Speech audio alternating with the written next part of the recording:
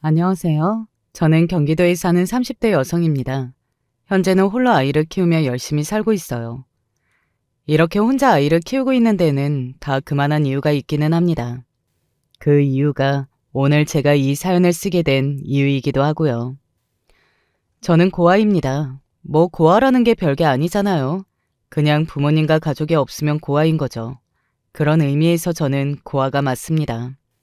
일가 친척들이 모조리 연락이 끊겼으니까요.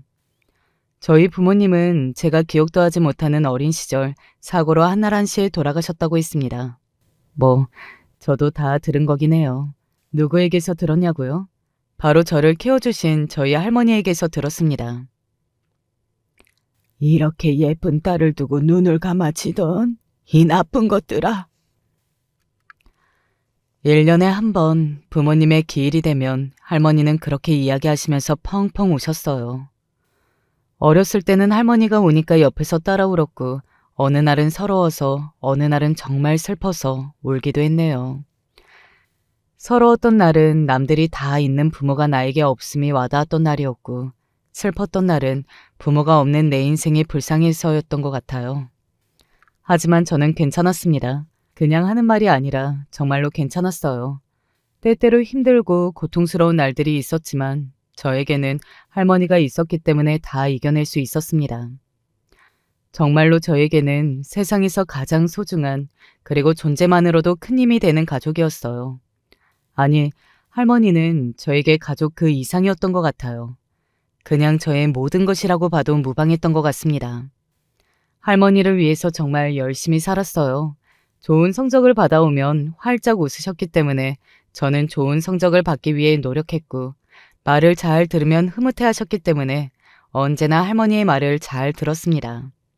그 덕에 저는 정말 잘 자랐어요. 그리고 할머니도 어딜 가나 이런 말씀을 들으셨습니다. 아니 어떻게 혼자 손녀를 키우면서 이렇게 잘 키우실 수가 있어요. 그러게나 말이야. 내가 본 그 어떤 자식들보다도 잘 자랐어. 예쁘지, 착하지, 예의 바르지. 공부 잘하지. 무슨 복인지 몰라. 표현을 안 하셔도 그런 말을 들으시면 내심 뿌듯해 하신다는 것을 알고 있었어요. 그게 제 원동력이었습니다. 할머니가 행복해하는 것, 그리고 할머니에게 자랑스러운 손녀가 되는 것 말입니다. 그리고 저는 언제나 그것을 잘 지켰어요. 저희 아빠는 외동아들이었거든요. 그래서 할머니에게 다른 가족이 없었습니다. 언젠가 이런 이야기를 하셨던 게 기억이 나네요. 형제 자매도 없고 가족이라고는 네 애비 하나뿐이었는데 아들도 이렇게 앞세울 줄은 몰랐다. 너 아니었으면 나도 이 세상 사람이 아니었을 거야.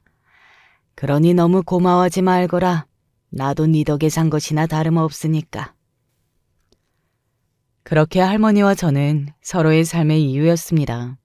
전교 1등을 했을 때도, 좋은 대학을 전액 장학금을 받고 들어갔을 때도, 좋은 직장에 취직했을 때도, 그리고 결혼할 남자를 데리고 왔을 때도 언제나 가장 기쁜 순간은 할머니와 함께였어요. 예외 없이 말입니다. 그리고 저는 그게 영원할 거라 생각했습니다. 왜 그랬을까요?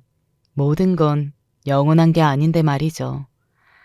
그나마 다행인 거 한 가지는 그래도 할머니가 제가 결혼하는 것은 보고 돌아가셨다는 것입니다. 다 실패해서 지금은 이렇게 되어버렸지만 그래도 제가 결혼하는 모습을 할머니 생전에 보여드렸다는 거 하나만으로도 그 결혼은 저에게 의미가 있기는 해요. 물론 쓰레기 같은 자식이 아니었다면 더더욱 좋았겠지만요. 이제 그 쓰레기 같은 새끼의 이야기를 조금 해볼까 합니다. 실질적으로는 이 사연의 주인공이라고 볼 수 있겠네요. 그 새끼 때문에 제가 이 사연을 쓰게 된 거니 말입니다. 남편은 의사였습니다. 그것도 저희 할머니가 다니는 병원의 의사 말이죠.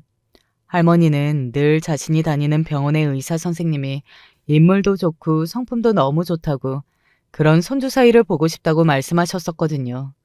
저는 그분에게 신뢰가 되니 그런 이야기는 하지 말라고 매번 할머니를 말렸고요. 혹시 홍씨 할머님 소녀분 되시는 분이신가요? 남편은 저를 한눈에 알아봤다고 했습니다. 물론 병원 내부이기는 했지만 그래도 모르는 사람을 그렇게 알아보는 일이 쉬운 일은 아니잖아요.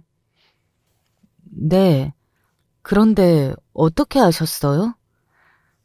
할머니께서 늘 이야기해 주시던 모습 그대로신데요. 할머니가 하신 말씀이 단번에 이해가 되는 순간이었습니다. 정말 괜찮은 사람이구나. 할머니가 왜 그렇게 손주 사이 삼고 싶다고 하시는 줄 알겠다 하는 건 말입니다. 그렇게 느꼈던 건 아마도 제가 첫눈에 남편에게 반했기 때문이기도 했겠죠. 네, 저는 남편에게 첫눈에 반했습니다. 하지만 마음을 표현하기는 조금 어려웠어요. 남편은 의사였고 얼핏 듣기로는 굉장히 좋은 집안에서 나고 자랐다 하는 이야기를 들었거든요. 그런데 저는 집안 사정이 사정이니만큼 조심스러웠고요. 그러던 어느 날이었습니다. 나한테 고백은 대체 언제 할 거예요? 남편의 그 질문 같은 고백에 심장이 쿵 하고 내려앉았던 기억이 나네요.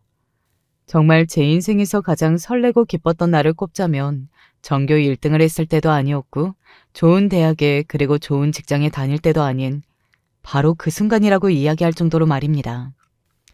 남편도 저를 좋아하고 있었다고 했습니다. 제가 본인을 좋아하는 건 티가 너무 많이 나는데 언제 고백할까 기다렸다고 말이죠. 그런데 하도 그런 말이 없으니 참지 못하고 결국 자신이 이야기한다면서요. 그날 이후로 남편과 꿈만 같은 연애가 시작되었습니다. 처음에는 조심스러웠어요. 아무래도 의사와 보호자의 만남인 거잖아요. 할머니가 입원해 계신 건 아니었지만 그래도 말입니다. 그리고 시간이 더 지나서는 저도 모르게 이런 생각을 했던 것 같아요. 어차피 결혼할 사이도 아닌데 소문나봐야 좋을 것도 없지 뭐 하는 생각 말입니다. 남편과 같이 좋은 조건, 좋은 직장, 한마디로 모든 것을 갖춘 사람이 저 같은 여자와 결혼할 리 없다고 생각했거든요. 물론 남편을 사랑했고 남편도 저를 사랑한다고 믿었지만 결혼은 현실인 거잖아요. 그래서 저는 남편과 결혼하게 될 거라고는 생각도 해보지 않았었습니다.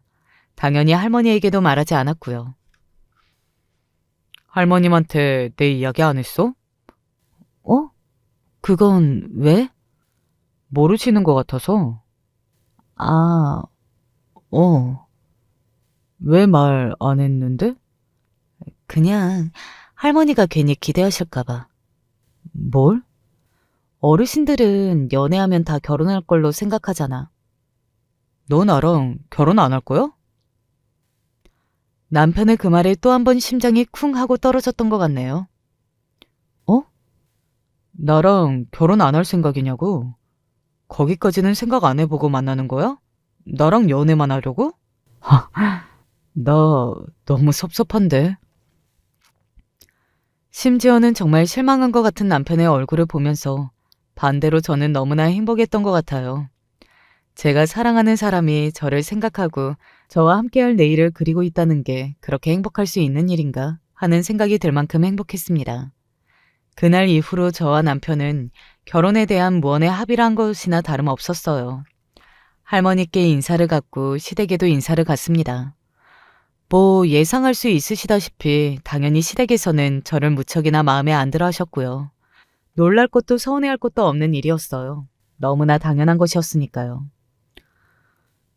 뭐 누군가는 부모 없이도 이렇게 잘 자랐는데 그것만 보면 이보다 더 좋은 며느리감이 어딨냐고들 하겠지. 하지만 나는 옛날 사람이라서 그런 게 싫어. 양친이 다 살아계시고 정상적이고 화목한 가정에서 자란 며느리를 보고 싶다는 게 그렇게 큰 욕심이니? 내가 어디 원장 딸 데리고 오래? 아니면 하다못해 너랑 같은 의사를 데리고 오래? 그 말이 100번, 1000번 맞다고 생각했습니다. 그래서 저는 고개를 푹 숙이고 있었고요. 그 와중에도 남편과는 정말 헤어지고 싶지 않다고 생각했던 것 같아요. 그 당시에 제 인생에서는 남편을 빼놓고 다른 것을 생각할 수 없었습니다. 저는 이 사람보다 좋은 사람은 이 세상에 없다고 생각합니다. 이런 사람과 결혼을 하지 못하면 저는 아마도 평생을 후회하면서 살게 될 거예요. 어머니, 아들이 평생 후회하며 어머니를 원망하는 걸 보고 싶으신 건 아니시잖아요. 너 지금 나 협박하는 거니? 협박이 아니라 사실을 말씀드리는 겁니다. 남편의 그 단호한 태도와 제가 아니면 평생 혼자 살겠다고 선언한 덕에 시어머니는 오래 버티시지 못하고 결혼을 허락하셨습니다. 남편이 한다면 하는 사람이라 자신이 어떻게 할 도리가 없다고 고개를 저으시면서 말이죠. 그렇게 저와 남편은 결혼했어요. 물론 가장 행복한 건 저였지만 저만큼 행복해 보이는 한 사람이 있었습니다. 네, 바로 저희 할머니요. 행복해서 눈물이 난다는 게 바로 이런 말이구나. 그래. 할머니가 행복하니까 나도 행복해. 나는 이제 죽어도 여한이 없다. 없어. 죽는다는 그런 말 농담으로라도 하지 마. 오래 살아서 더더 행복해야지. 할머니, 증손주 보고 싶다고 했잖아. 할머니는 웃으셨어요. 정말 행복하게 말이죠. 그리고 얼마 되지 않아서 할머니는 이 세상을 정말로 떠나셨습니다. 진짜 너무나 거짓말같이 말이죠. 그래서 그날 이젠 죽어도 여한이 없다는 그 소리를 뭔가 아시고서 하신 게 아닐까 생각했던 적도 있어요. 물론 아니긴 하겠지만요. 병을 발견하고 돌아가시기까지 고작 5개월이었어요. 급성 백혈병이라고 했습니다. 아마도 제 인생에서 가장 힘들었던 한순간을 꼽으라고 한다면 바로 그 순간이 아닐까 싶네요. 뒤에 저에게 일어났던 일들을 생각해보면 제가 이런 말을 한다는 건 정말 죽을 만큼 힘들었기 때문에 할 수 있는 말이라는 것을 아시게 되실 겁니다. 행복하게 잘 살아야 한다. 아들, 딸 많이 낳고 화목한 가정 이루고. 할머니 없으면 아무런 의미가 없어. 왜 의미가 없어? 너한테는 김서방이 새로운 가족인데, 그리고 나는 너에게 늘 좋은 가족을 만들어주고 싶었어. 그것만으로도 이 할미는 여한이 없다. 그런 말 하지 마. 할머니 안 죽어. 내가 꼭 살릴 거야. 하지만 할머니는 그 말씀을 하시고 얼마 지나지 않아서 세상을 떠나셨습니다. 한때는 이런 생각을 했던 적도 있었던 것 같아요. 늘 이야기하셨던 것처럼 빨리 아빠와 먼저 간 가족들을 보고 싶은데 저 때문에 이곳에 계셨던 게 아닌가 하는 생각 말입니다. 제가 행복해지는 것을 보시고 나서 후련하게 떠나버리신 게 아닌가 하는 뭐 그런 생각이요. 그런 생각이 드니 죄책감 같은 것이 밀려오더라고요. 내가 행복해서는 안 됐나? 결혼을 하는 게 아니었나? 뭐 그런 생각까지 들었을 정도였으니까요. 그래서 몹시 괴로웠습니다. 자책 아닌 자책도 하게 되었고 말이죠. 하지만 또 그걸 이겨낼 수 있게 옆에서 도와준 것은 다름 아닌 남편이기는 했어요. 내가 옆에 있잖아. 내가 당신 가족이야. 우리가 가족이야. 내가 당신이 살아갈 이유가 되어줄게. 응? 옆에서 계속 그렇게 말해주며 사랑한다 해주는 남편이 아니었다면 저 또한 이 세상 사람이 아닐지도 모르는 일이기는 해요. 이렇게 남편을 이가 갈리게 증오하고 미워하게 된 지금 시점에도 그 부분은 한편으로는 고맙게 생각하는 게 있기는 합니다. 뭐 그렇다고 그 뒤에 그 인간이 저에게 했던 짓들을 용서할 수는 없지만요. 그리고 그 시기를 이겨낼 수 있었던 또 하나의 이유는 저에게 아이가 생긴 것이었습니다. 할머니가 그 시기에 아이를 갖게 되니 마치 할머니가 주신 선물인 것 같은 생각이 들더라고요. 그래서 저는 살아내야 했어요. 그것도 아주 건강하게 말이죠. 이를 악물고 살아냈습니다. 남편과 아이를 위해서 말이죠. 그리고 그러는 동안 마음이 실제로 더 나아졌던 것 같아요. 그러고 보면 정말 할머니가 주고 간 선물이 맞는 것 같기도 해요. 덜 외롭게 그리고 덜 아파하도록 말입니다. 그렇게 아이를 낳았습니다. 정말 너무나 예쁜 딸이었어요. 눈에 넣어도 안 아플 것 같다는 말이, 그리고 내가 아닌 타인을 이 정도로 사랑할 수 있다는 말이 그때 처음으로 온몸으로 와닿았던 것 같아요. 남편을 사랑하는 마음과는 또 다르더라고요. 그리고 생각했습니다. 할머니도 나를 볼 때 이런 마음이었겠구나 하고 말이죠. 그렇게 아이를 낳고 키우는 동안 슬픔을 잠시 잊었던 것 같아요. 내 자식이 커가는 것을 지켜보는 것은 엄청난 행복이기는 하더라고요. 그렇게 1년이 지나고 2년이 지나고 세월이 흘렀습니다. 너는 애 하나 더 안 낳을 작정이니? 일부러 안 낳는 건 아닌데 안 들어서네요. 그러면 병원을 가보던가 노력을 해야 할 거 아니니? 성현이가 아들이면 모를까 딸을 낳고 하나도 안 낳는다는 게 지금 말이 되니? 제가 아들을 낳지 못한다는 이유로 시작된 시어머니의 구박은 나날이 심해졌습니다. 너는 애가 왜 이렇게 우중충하니?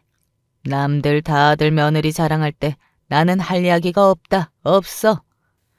내가 자다가도 벌떡 깨. 내 아들이 아까워서. 그런 말들을 아무렇지 않게 하시기 시작하신 겁니다.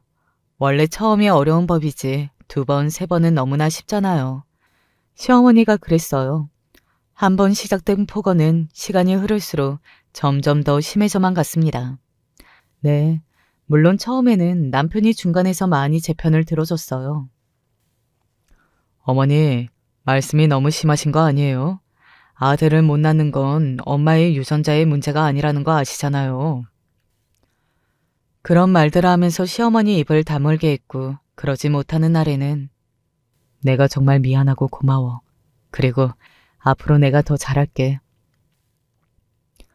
뒤에서 저렇게 저를 위로해주면서 꼭 껴안아줬어요. 저는 다 괜찮았습니다. 남편과 제 딸아이만 있다면 세상 그 어떤 것도 이겨낼 수 있었어요. 그런 마음을 가지고 있는 저에게 고작 시어머니의 그런 폭언쯤은 아무것도 아니었습니다. 하지만 문제는 그게 아니었어요. 나 오늘 수술이 있어서 늦게 들어가. 병원에 뭐하러 와? 오지 마. 당신 오면 나 일에 집중 안 돼. 일이 너무 바쁘다며 병원에서 밤을 새우는 날이 부지기수였고 속옷이나 도시락 같은 것을 챙겨주러 간다고 하면 기함을 했어요. 절대 오지 말라면서 말이죠. 보통 사람들 같으면 남편의 그런 반응에 의심했을지 모르겠으나 저는 남편을 너무나 사랑했고 또 절대적으로 신뢰를 하고 있었어요. 그래서 다른 생각은 단 한 번도 해본 적이 없었습니다. 나 오늘도 집에 못 들어가. 벌써 3일째였어요. 속옷이라도 가져다 주겠다는 말에 한사코 거절하는 남편이었지만 그날은 그냥 넘어갈 수 없었습니다. 그래서 도시락을 쌌어요. 식어도 먹을 수 있는 것들로 말이죠. 그리고 속옷과 양말, 여분의 티셔츠 하나를 챙겨서는 병원으로 향했습니다. 남편에게는 연락하지 않고 그냥 조용히 놔두고 올 생각이었어요. 그렇게 병원으로 가 남편이 일을 하는 외과로 들어섰습니다. 예전에 한번 도시락 같은 것들을 가져왔던 적이 있어서 어디에 두면 되는지 알고 있었거든요. 그리고 종이 가방에 남편의 이름을 커다랗게 적어놨기 때문에 누가 들고 갈 염려를 하지 않아도 되었고요. 의사들이 주로 휴식하는 휴게실에 들어서려던 그때였습니다. 안에서 대화 소리가 들려왔어요. 둘 다 아는 목소리였습니다. 누가 들어오면 어떻게 하려고 그래? 이 시간에 누가 들어온다고 그래? 그래도 여기는 너무 위험한데? 하나도 안 위험해. 그리고 자기 원래 위험한 거 좋아하는 거 아니었어? 그래서 내가 좋다고 했잖아. 그런 말 하면 어쩔 수 없잖아. 이리 와. 저는 그 자리에서 돌처럼 굳은 채 서 있을 수밖에 없었습니다. 남자의 목소리는 남편이었고 여자의 목소리는 평소 남편과 친하게 지내는 같은 과 동기였거든요. 저도 몇 번이나 만난 적이 있었던 사람이었어요. 와이프는 정말 몰라? 걔는 내가 하늘이라고 몇 번을 이야기해. 자기 하늘이 딴 여자랑 이러고 있는 거 알면 난리 나겠네. 그 자리에서 죽겠다고 혀라도 깨물걸. 어머, 그건 좀 무섭다. 나도 가끔 좀 무섭잖아. 아니 너무 사람이 맹목적이니까. 그래서 나한테 끌린 건가? 그렇지 않았어도 자기한테는 끌렸을 거야. 이렇게 매력적인데 어떻게 안 넘어가고 버텨? 그럴 수 있는 남자는 세상 어디에도 없어. 어머, 정말? 다 듣고 싶어서 들은 건 절대 아니었어요. 몸이 움직이지 않았기 때문에 어쩔 수 없이 다 들을 수밖에 없었습니다. 저는 그대로 그 자리에서 주저앉았습니다. 한동안 그러고 앉아서 문 안에서 들려오는 역겨운 소리들을 다 드러내야만 했습니다. 그리고 어디선가 들려오는 인기척에 몸을 잽싸게 피했습니다. 간호사들이었어요. 몸을 숨기고 보고 있는데 간호사들이 휴게실로 들어가려다 멈칫하더군요. 아마도 안에서 들려오는 소리를 들은 것 같았습니다. 자기들끼리 기함하는 표정을 짓더니 조금 떨어져서 제가 있는 쪽으로 와서는 제가 있는 줄 모르고 수근거리기 시작했어요. 양 선생님이랑 김 선생님이지? 이 시간에 여기서 저짓거리 할 인간들이 그 인간들밖에 더 있어? 진짜 미친년 미친놈 아니야? 사이코야 진짜. 지들만 몰라 지들만. 온 병원 사람들이 둘이 붙어먹은 거 다 아는데 지들만 모른다고. 저렇게 멍청해서 의사는 어떻게 됐나 몰라. 나는 김 선생님 와이프분만 생각하면 진짜 너무 불쌍해서 눈물 날 것 같아. 그니까 도시락 우리 것까지 늘 다 챙겨주셨는데 엄청 착하시고. 저 천벌받을 년놈들.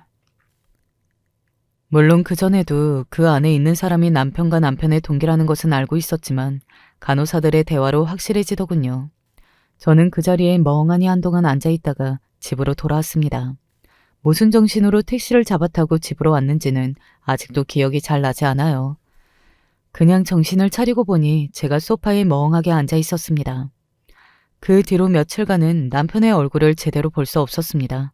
남편이 무슨 일인지 물었었지만 그냥 몸이 좋지 않다, 감기 옮기고 싶지 않다, 뭐 이런 말로 둘러댔어요. 아마 지금 제 사연을 들으시는 분들이라면 왜 아는 척을 하지 않았는지, 왜 바로 머리채를 잡지 않았는지 속이 답답해져 오시는 분들이 계실 겁니다. 하지만 그게 바로 단번에 되지 않더라고요. 그리고 무엇보다 무서웠습니다. 정말 너무 무서웠어요. 남편 없이 딸아이와 둘만 남겨질 것을 생각만 하면 너무 무서워서 온몸이 떨릴 정도였습니다. 그렇다고 딸아이와 떨어져 사는 것은 상상조차 되지도 않았고 말이죠. 남편의 불륜을 알고 있으면서 게다가 그런 순간까지 귀로 다 들었으면서 그걸 모르는 척하고 사는 것은 정말 너무나 힘든 일이었습니다. 이를 악물고 버틴다는 말로도 모자랄 정도로 말이죠. 정말 하루하루 고통스러운 나날들이었습니다. 남편은 그 상간녀에게 정신이 팔린 건지 어떤 건지 저의 그런 변화도 바로바로 알아차리지 못했어요. 그리고 신경을 쓰지도 않았고요. 제가 컨디션이 좋지 않다고 하면 그냥 그런 줄 알고 넘어가더군요. 뭐 귀찮았던 거겠죠. 이제는 마음에도 없는 여자 신경 써주는 것이 말입니다. 지금 생각하면 정말 화가 나네요. 그쯤에 저는 정말 바보 같은 생각을 했던 것 같아요. 왜 그런 말이 있잖아요. 결국은 조강지처에게 돌아온다는 말입니다. 저는 그걸 믿기로 했습니다. 정말로 한심하지만 당시에 저에게는 달리 다른 방법이 없었어요. 그냥 남편이 다시 저에게 그리고 딸아이에게 돌아오기만을 바랄 뿐 말입니다. 하지만 남편의 외도 행각은 점점 더 선을 넘어가고 있었습니다. 나 오늘부터 일주일 동안 세미나가. 세미나를? 이렇게 갑자기? 그렇게 오래? 갑자기 정해지고 그런 것도 있는 거야. 당신이 뭐 말을 하면 알아? 누구랑 가는데? 말하면 그것도 알아? 명백한 무시였어요. 이렇게 해도 너는 나를 의심할 수 없어. 혹은 의심한다고 하더라도 너는 나에게 아무 말도 할 수 없어 하는 무시 말입니다. 그리고 저는 또 남편의 예상대로 행동했고요.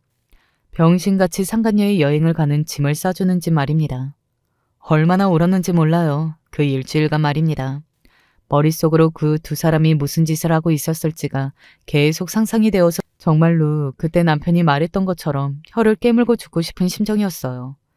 아마 당시에 딸아이가 없었다면 저는 그런 선택을 했을지도 모르겠네요. 제 존재의 이유를 점점 잃어가고 있을 때였으니까요. 그럼에도 불구하고 할 수만 있다면 저는 아마도 끝까지 모르는 척을 했을 겁니다. 하지만 그럴 수 없었어요. 시어머니가 그 모든 사실을 알게 된 모양이었습니다. 어떻게 알게 되었는지는 저도 지금도 모르긴 하지만 말이죠. 너 알고 있냐?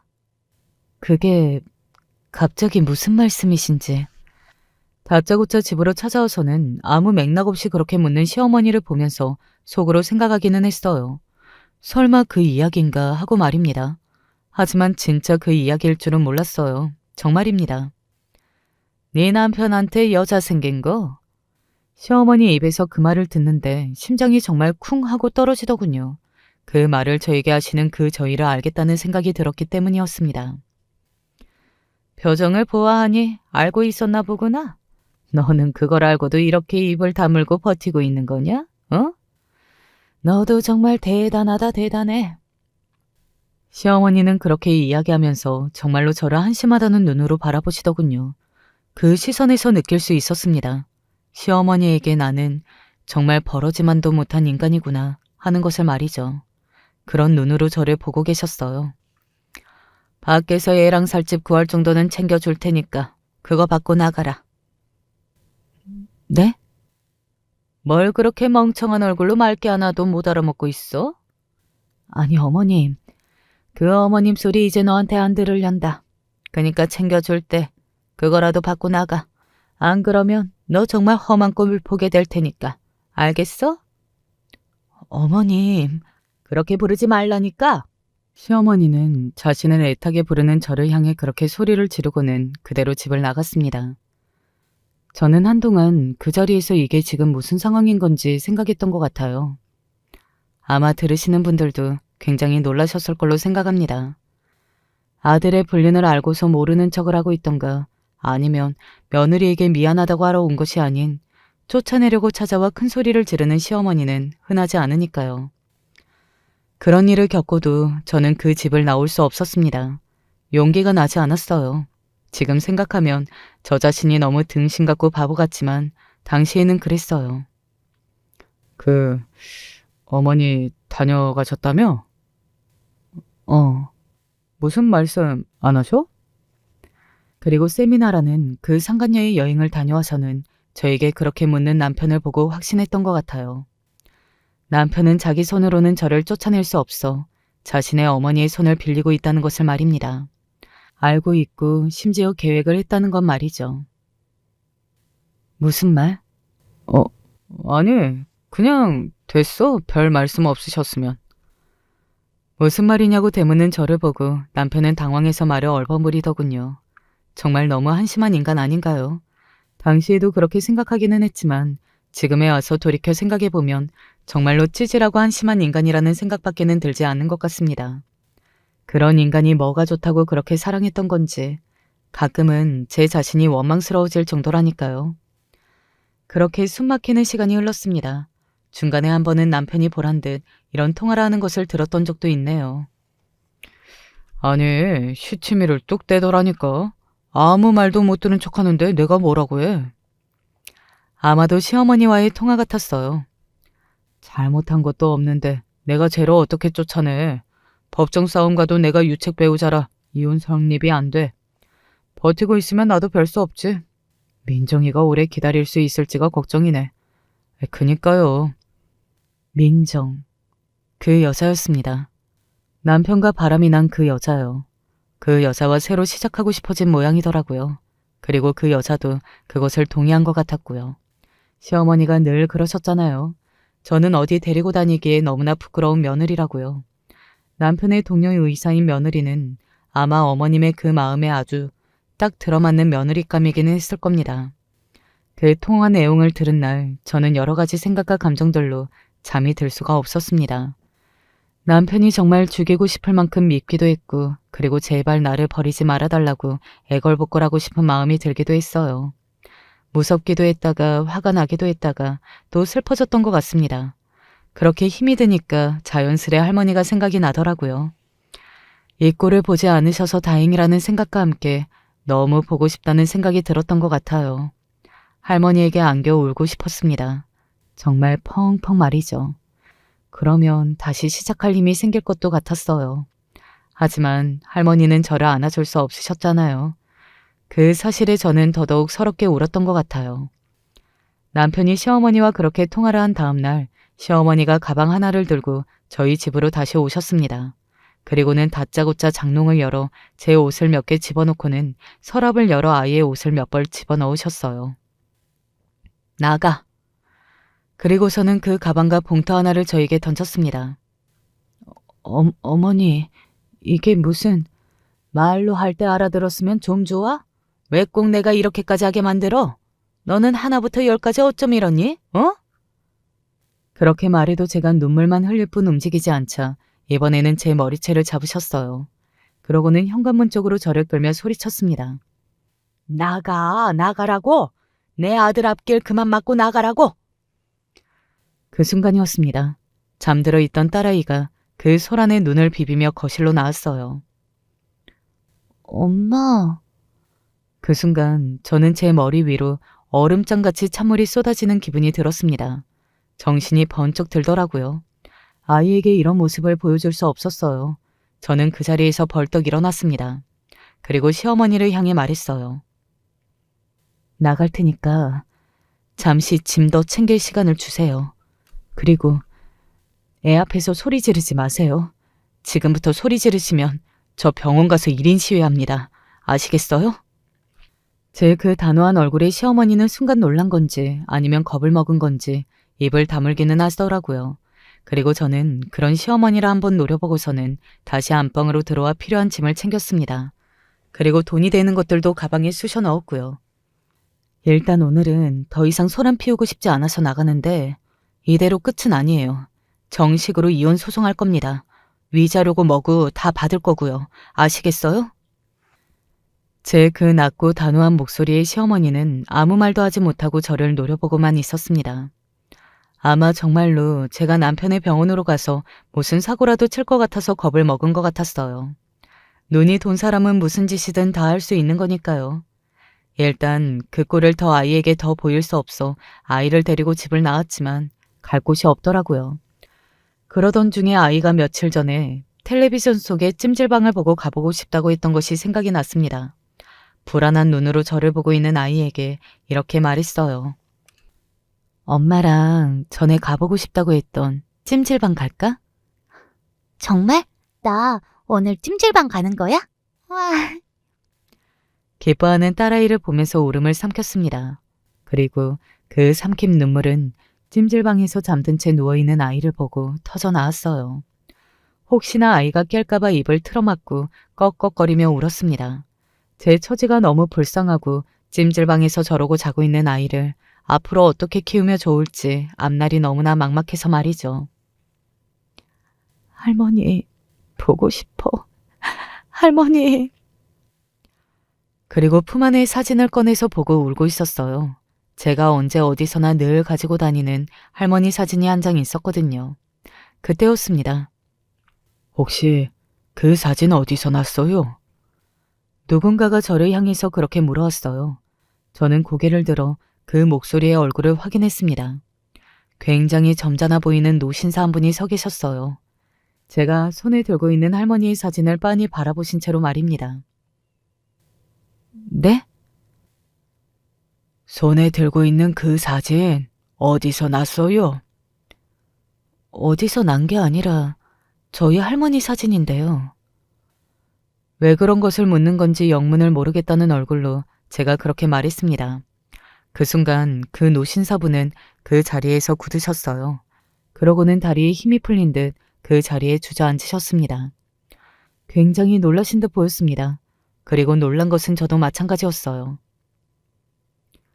저희 할머니를 아세요? 그 사진 속의 사람이 자네 친할머니가 맞으면 내가 자네 할아버지 되는 사람일세. 네? 제가 지금 무슨 이야기를 듣고 있는 건지 싶더라고요. 갑자기 나타난 사람이 다짜고짜 자신이 제 할아버지라고 하는데 제가 그걸 어떻게 믿을 수가 있겠어요. 그런데 그 할아버지는 잠시 뒤 뭔가를 가져오셨습니다. 바로 할머니와 둘이 함께 찍은 사진이었어요. 믿을 수 없는 현실이었습니다. 그 모든 것이 거짓말 같았어요. 마치 저를 상대로 누군가가 사기를 치는 거거나 아니면 어디 사이비 종교 같은 곳에 끌고 들어갈 계략을 꾸미는 중이거나 그것도 아니면 시어머니가 시키는 짓이라는 생각까지 들 정도였으니까요. 하지만 믿을 수밖에 없는 말을 그 노신사분께서 하셨습니다. 우리 꽃분이는 어쩌고 살아요? 네? 할머니 이름은 꽃분이가 아니라 정분이었어요. 그런데 할머니가 언젠가 이런 말을 저에게 해주셨었거든요. 네 할아버지가 예전에 나를 꽃분이라고 불렀어. 꽃같이 예쁘다고 하는 말입니다. 그 말을 듣는데 믿지 않을 수가 없었습니다. 할아버지가 할머니를 꽃분이라고 불렀던 건 이 세상에 저밖에 모르는 사실이었어요. 그 누구에게도 이야기해 준 적 없는 말이었습니다. 우리 할머니를 정분이가 아니라 꽃분이라 부르는 사람은 할아버지밖에 없다고 했는데, 아니 그런데 어떻게... 할아버지가 돌아가셨다고 확실하게 이야기하신 적이 없으셨다는 것이 떠올랐습니다. 늘 그냥 다시는 못 볼 거라는 식으로 이야기하셨었거든요. 할머니는 5년 전에 돌아가셨는데요. 뭐? 꽃분이가 죽었다고? 할아버지는 그대로 쓰러지셨습니다. 그리고 어디선가 할아버지를 부르며 달려온 제 또래의 여자가 그런 할아버지에게 달려왔어요. 우리 할아버지한테 무슨 짓을 하신 거예요? 네? 저는 아무 짓도 안 했는데. 당신 나랑 같이 가요. 도망가면 안 되니까. 그 여자는 그렇게 이야기하며 저를 끌고 갔어요. 아마 제가 할아버지에게 무슨 짓을 했다고 생각하고 놓치면 안 된다고 생각했던 모양이었습니다. 그대로 할아버지와 그 여자, 그리고 딸아이, 이렇게 4사람이 병원으로 향했어요. 병원으로 가는 길에 자초지종을 설명했습니다. 제가 사진을 보고 울고 있었는데 할아버님께서 저에게 그 사진이 뭐냐고 물으셨다. 그래서 할머니라고 했더니 그렇다면 본인이 제 할아버지가 되신다고 말씀하셨다고요. 할머니 안부를 물으셔서 돌아가셨다고 이야기하니 쓰러지셨다는 것까지 말이죠. 꽃분이 할머니요? 그쪽도 저희 할머니라 아세요? 세상에, 그분이 진짜 계신 분이었다고? 더 이상 그 여자분은 다른 말을 해주지 않으셨어요. 저도 더 묻기가 그래서 그냥 입을 다물고 그대로 병원으로 갔습니다. 일단은 할아버지에게 사정 설명을 들어야만 했어요. 자신이 제 할아버지라고 하는 게 무슨 이야기인지 말입니다. 한참을 병원에서 기다리다 깨어난 할아버지를 다시 만날 수 있었어요. 그리고 사정 설명을 들을 수 있었습니다. 할머니와 할아버지는 젊은 시절 사랑에 도피를 하셨다고 했습니다. 할아버지 집안이 너무 잘 사는 집안이었고 할머니는 그 집에 식모살이하고 계셨었기에 집안의 반대가 무척이나 심했다고요. 그리고 도망 나와 다시 잡혀오기까지 2년 정도 할머니와 사셨고 그 사이에 아들이 있다는 것도 다 이야기해 주셨어요. 그게 저희 아버지였고 말입니다. 저도 그간의 이야기를 다 했습니다. 부모님을 어린 시절에 여의었고 할머니와 둘이 살았다는 것, 그리고 결혼하고 얼마 지나지 않아서 할머니가 돌아가셨다는 것까지 말이죠. 한참을 제 이야기를 듣고 우시던 할아버지는 이렇게 물으셨습니다. 거기서 왜 그렇게 서럽게 울고 있었니? 라고 말이죠. 저는 잠시 망설이다가 이야기했어요. 사실은 남편이 바람이 났고 쫓겨났다는 그 모든 이야기를 말입니다. 그러고 보니 이 병원이 그 인간이 다니는 병원이네요. 그런 제 말에 할아버지를 모시고 찜질방에 왔던 그 여자가 소리쳤어요. 네? 이 병원이요? 라고 말이죠. 아, 그 여자는 할아버지의 손녀였습니다. 그러니까 할아버지가 다시 집으로 잡혀가시고 나서 집안에서 정해준 짝과 결혼하셨고 아들 둘이 있으시다더군요. 큰아들의 딸이라고 했어요. 이 병원의 의사라는 말이냐? 이 병원에서 그 짓거리들을 했다고? 우리 병원에서 그런 더러운 일이 벌어지고 있다는 말이야? 저는 그게 다 무슨 소리인지를 몰라서 그저 멍하니 바라보고 있었습니다. 그런 저를 보고 할아버지가 이렇게 말씀하셨어요. 아무래도 꽃분이가 하늘에서 보다 못해 너를 나한테 보내줬나 보다. 무슨 이야기를 하는지 도통 모르겠다고 생각하던 때 할아버지가 누군가에게 전화를 걸었습니다. 그리고 얼마 지나지 않아 하얀 가운을 입은 그 병원의 의사들이 오르르 할아버지의 병실로 들어왔어요. 그리고 그 의사들이 모두 할아버지를 향해 꾸벅 고개를 숙이고 인사를 했습니다. 저는 그 광경을 멍하니 그저 바라만 보고 있었어요. 외과 누구라고 했지? 네? 그 개자식 이름? 할아버지의 그 외침에 저도 모르게 남편의 이름을 이야기했습니다. 그래, 이 새끼랑 또 이 개자식이랑 붙어먹는 상간녀 하나가 있다던데 이 병원 의사고 같은 과 동기고. 네? 이사장님, 그게 지금 무슨... 저는 그 말에 제 귀를 의심했어요. 노신사이자 제 할아버지인 그분이 이 병원의 이사장이라는 겁니다. 그리고 그제야 할머니가 저를 보냈다는 말이 뭘 의미하는 건지 알겠더라고요. 세상에 우연도 이런 우연이 어떻게 있을 수 있냐는 말입니다. 내가 2번씩 이야기해야 해? 낮게 이야기하시니 엄청 무섭더라고요. 의사들은 발빠르게 움직였고 10분도 채 지나지 않아 제 앞에 남편과 그 상간녀가 잡혀왔습니다. 남편과 그 상간녀는 정말 하나도 영문을 모르겠다는 얼굴들이더군요. 이 2 연놈, 당장 병원에서 쫓아내요. 나는 내 병원에서 그런 짓을 하는 의사들을 둘 생각이 없으니까. 남편과 상간녀는 당연히 엄청나게 당황했어요. 그리고 남편은 할아버지 옆에 있는 저를 보고서는 제가 무슨 짓을 한 줄 알았나 보더라고요. 그 전에 시어머니에게 1인 시위를 하겠다는 등 그런 소리를 했으니 아마 더 그랬을 겁니다.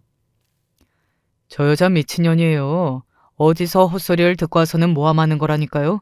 제가 버티다 못해 이혼하자고 했더니 말도 안 되는 소리를 하고 다니는 겁니다. 저는 억울해요. 기가 막혔습니다. 쓰레기 같은 새끼라는 걸 알고 있었지만 새삼 또 놀라게 되더라고요. 제가 뭐라고 이야기하려던 찰나 할아버지가 엄청나게 큰 소리로 버럭 소리를 지르셨어요. 내 손녀딸이 나한테 거짓말 한다는 겐가? 그래? 손녀딸이요? 그게 무슨... 남편이 놀라서 입을 어버버거릴 뿐 다른 말을 하지 않았습니다. 그리고 놀란 건 남편뿐만이 아니었어요. 남편의 상간녀와 할아버지에게 불려온 의사들 모두가 눈을 동그랗게 떴어요. 할아버지는 긴 말하기 싫다며 당장 저것들을 쫓아내라고 말씀하시며 길길이 날뛰셨습니다. 그날은 지금 다시 돌이켜 생각해봐도 모든 게 꿈만 같아요. 아니 사실은 지금도 꿈인가 싶은 생각이 들기는 합니다. 어떻게 그런 일이 있을 수 있느냐고요. 아마 들으시는 분들도 믿기 힘드실 걸로 생각해요. 저도 그런데요 뭐. 상황은 빠르게 정리가 되었습니다. 남편과 그 상간녀는 바로 다음 날 병원에서 잘렸어요. 뭐 그간 병원 내에 소문이 파다하게 돌고 있었던 것이 그들을 자르는 데 좋은 명분이 되기는 했을 겁니다. 그리고 저는 유전자 검사를 마쳤고 결과는 할아버지의 손녀인 게 맞았습니다. 저에게 새로운 가족이 생긴 겁니다. 결과가 나오고 혹시 반겨주지 않으면 어쩌지 하는 걱정을 했거든요. 당연히 저로서는 그럴 수 있잖아요. 할아버지의 첫사랑의 손녀인 건데 말이죠. 하지만 걱정과는 달리 모두들 친절하게 잘해주셨어요. 저에게는 새 집도 생겼고요. 물론 굉장히 살갑게 대해주시지는 않으시지만 갑자기 나타난 가족에 대해 적응할 시간이 필요하다고 생각합니다. 사실 그건 저도 그렇고요. 아직 모든 것이 얼떨떨하거든요. 하지만 그 와중에도 착착 진행되는 일이 있기는 해요. 바로 남편과의 이혼 절차입니다. 남편은 당연히 빌러왔어요. 그 상간녀도 함께 말이죠. 죽을 죄를 지었다고 한 번만 용서해달라고 울고불고 매달리는 상간녀와 남편을 보며 정말 우습다고 생각했던 것 같아요. 그리고 그렇게 좋아 죽겠다고 쪽쪽거릴 때는 언제고 서로 자신이 살겠다고 저에게 억울하다 연병을 하는 모습을 보면서 역겹다는 생각도 들었습니다. 한 번만 용서해줘. 내가 죽을 죄를 지었어. 그러면 죽어. 라고 대답해줬네요. 저는 남편도 상간녀도 그리고 시어머니도 용서할 생각이 없습니다. 시어머니도 한번 찾아와서 빌기는 했었거든요. 착한 네가 한 번만 봐주면 안 되겠니? 내가 이렇게 무릎 꿇고 비마, 응? 여기서 용서를 해주면 그건 착한 게 아니라 등신이라고 하는 거예요. 시어머니는 아마 땅을 치다 못해 자기 발등을 자신이 찍고 싶은 기분이실 겁니다. 그렇게 가진 거 많고 잘난 며느리가 좋아서 저를 내쫓았는데 재혼이고 뭐고 아들의 의사 자리도 날아가게 생겼으니 말이죠. 게다가 저는 원래라면 본인이 감히 꿈도 못 꿀 집안의 손녀딸이었다는 것이 밝혀졌기도 했고요. 아마 시어머니의 가장 큰 벌은 그게 아닐까 싶어요. 사실 그 어떤 형벌보다 큰 형벌이라고 생각해요. 원래 가지지 못했던 것보다 손에 쥐었다 놓친 것을 사람들은 더 아까워하는 법이잖아요. 게다가 그렇게 염원했던 것이라면 더더욱 말입니다. 남편도 그 여자도 어디 다른 병원에는 취직하지 못할 거라고 했습니다. 할아버지가 손을 다 써두셨다고 제 일을 봐주시는 분에게 전달받았어요. 정말로 인생이 하루아침에 망한 겁니다. 뭐 다 본인의 업보라고 생각해요. 사실 그보다 더한 벌을 줘도 제 분이 풀리지는 않을 것 같습니다. 애 아빠라서 그 정도로 참은 거예요. 농담이신지 진담이신지는 몰라도 할아버지가 어디에 묻어버릴까 하는 말도 하셨었거든요. 그거 안 한 게 어디예요. 솔직히 제가 받은 상처가 너무 커서 그런 것들로도 완전히 속이 시원해졌다, 상처가 치유됐다 라고 할 수는 없을 것 같아요. 하지만 그들에게는 죽고 싶을 만큼 큰 고통일 것이기 때문에 이 정도면 만족합니다. 한 번만 더 저와 저희 딸아이 앞에 나타나면 수단과 방법을 가리지 않고 응징해주겠다고 했으니 적어도 당분간은 나타나지 않겠죠 뭐. 할아버지가 며칠 전에 저를 불러서 엄청난 유산을 물려주시겠다며 제가 받게 될 건물과 땅 같은 것들을 이야기해 주셨어요. 저는 그렇게나 많이는 필요 없다고 했습니다. 그냥 딸아이와 평생 돈 걱정 없이 잘 먹고 잘 살 정도면 된다고 말이죠. 하지만 기어코 주고 싶다고 하셔서 말씀하신 다는 아니더라도 어느 정도는 받기로 했어요. 할아버지는 그게 할머니에 대한 죗값을 갚는 것이라고 생각하시는 것 같았거든요. 그래서 끝까지 거절할 수가 없었습니다. 사실 이런 일이 있고 나면 한 번쯤은 할머니가 꿈에 나오실 걸로 생각했거든요. 하지만 지금까지 단 한 번도 나오신 적이 없으세요. 그래서 요즘은 살짝 투정도 부리곤 합니다. 물론 속으로 말이죠. 이렇게 사연을 쓰고 보니 더더욱 할머니가 보고 싶어지는 날이네요. 요즘은 그냥 아이와 즐겁게 지내는 것에 최선을 다하고 있습니다. 아이가 받은 상처도 클 걸로 생각하거든요. 그 생각만 하면 다시 남편을 어디 묻어버리고 싶네요. 제 이야기는 여기까지입니다. 저도 쓰면서도 저에게 일어난 일이라는 게 믿기지 않았던 이 이야기를 들어주시는 분들이 어떻게 들으셨을지 궁금하네요. 그저 이런 말도 안 되는 일도 일어난다. 세상에는 드라마보다 더 드라마 같고 영화보다 더 영화 같은 일이 있구나 하는 정도로 생각해 주시기를 바랍니다. 저도 이제 그만 이야기를 줄이겠습니다. 마지막까지 제 이야기 함께 들어주시고 울고 웃어주셔서 감사합니다. 저도 사연을 쓰면서 참 많이 후련해진 것 같네요. 뭔가 이제는 정말로 잘 살 수 있을 것 같은 용기도 나고 말이죠. 그럴 수 있겠죠? 부디 많이 응원해주세요. 뭐든 이겨내고 살아야 이런 날도 오는 것 같습니다. 그러니 힘든 일이 있으신 분들이라면 하루하루를 그저 이겨내듯 사세요. 그러면 언젠가 좋은 날이 올 겁니다. 늘 건강하시고 행복하세요. 안녕하세요. 저는 경기도 시흥시에서 시어머니를 모시고 살고 있는 52살 아줌마 최윤숙이라 합니다. 오늘은 날씨도 우울하고 얼른 진정한 봄이 오길 바라는 마음으로 여기에 따뜻한 소식을 풀어볼까 하여 글을 쓰게 되었습니다. 부디 끝까지 들어주셨으면 좋겠어요. 저는 시어머니를 모시고 산지 꽤 되었습니다. 벌써 20년이란 세월이 지났네요. 보통 부부들이 사는 세월을 어머니와 함께 산 것 같네요. 저는 친정 어머니가 아닌 시어머니를 더 어머니처럼 생각하며 살려 했어요. 제 친정 어머니는 제가 어렸을 적 저를 낳다 돌아가셨습니다. 당시엔 산부인과가 많지도 않았고 제가 나고 자랐던 시골엔 딱히 병원이랄 곳이 없었어요. 이따 해도 읍내로 나가야 했으니 차로 1시간은 가야 했지요. 그래서 저희 어머니는 저를 낳다 적절한 치료도 받지 못하고 돌아가셔야 했어요. 그래서 제겐 어머니에 대한 기억이 아예 없었습니다. 남들이 말하는 어머니의 따뜻한 손길이나 어머니가 주시는 웃음이나 잔소리, 흔한 음식 냄새 같은 것들이 없었어요. 그래서인지 저는 항상 어머니라는 존재가 그리웠어요. 다른 아이들이 나 엄마가 오늘 데리러 오기로 했어 라고 하거나 엄마가 머리 따주셨어 라는 말을 할 때 저는 할 말이 없었어요. 그저 친구들을 부러운 눈길로 바라봐야 했어요. 어느 날은 여자애들 고무줄을 툭 하면 끊어놓곤 했던 짓궂은 남자애가 저한테 그러더군요. 쟤는 엄마가 없대. 그 남자애의 말 이후로 초등학교 6년 동안 제 별명은 엄마 없는 애였어요. 뭐만 하면 엄마 없는 불쌍한 애. 그런 애니까 함부로 대해도 돼. 라는 말 따위를 들었죠. 그래서 어렸을 때도 참 어머니라는 이름을 생각하면 슬픈 기분이 찾아오곤 했어요. 그리고 그럴 때면 모래바닥에 제가 꿈꾸던 어머니 얼굴을 그리며 혼자 시간을 보내곤 했었습니다. 저를 키워주신 저희 할머니는 제게 네가 어머니를 잡아먹고 컸다고 종종 푸념하듯 얘기했어요. 전 그런 할머니의 소리를 받으며 자란 터라 항상 제가 나쁜 애가 된 것 같았어요.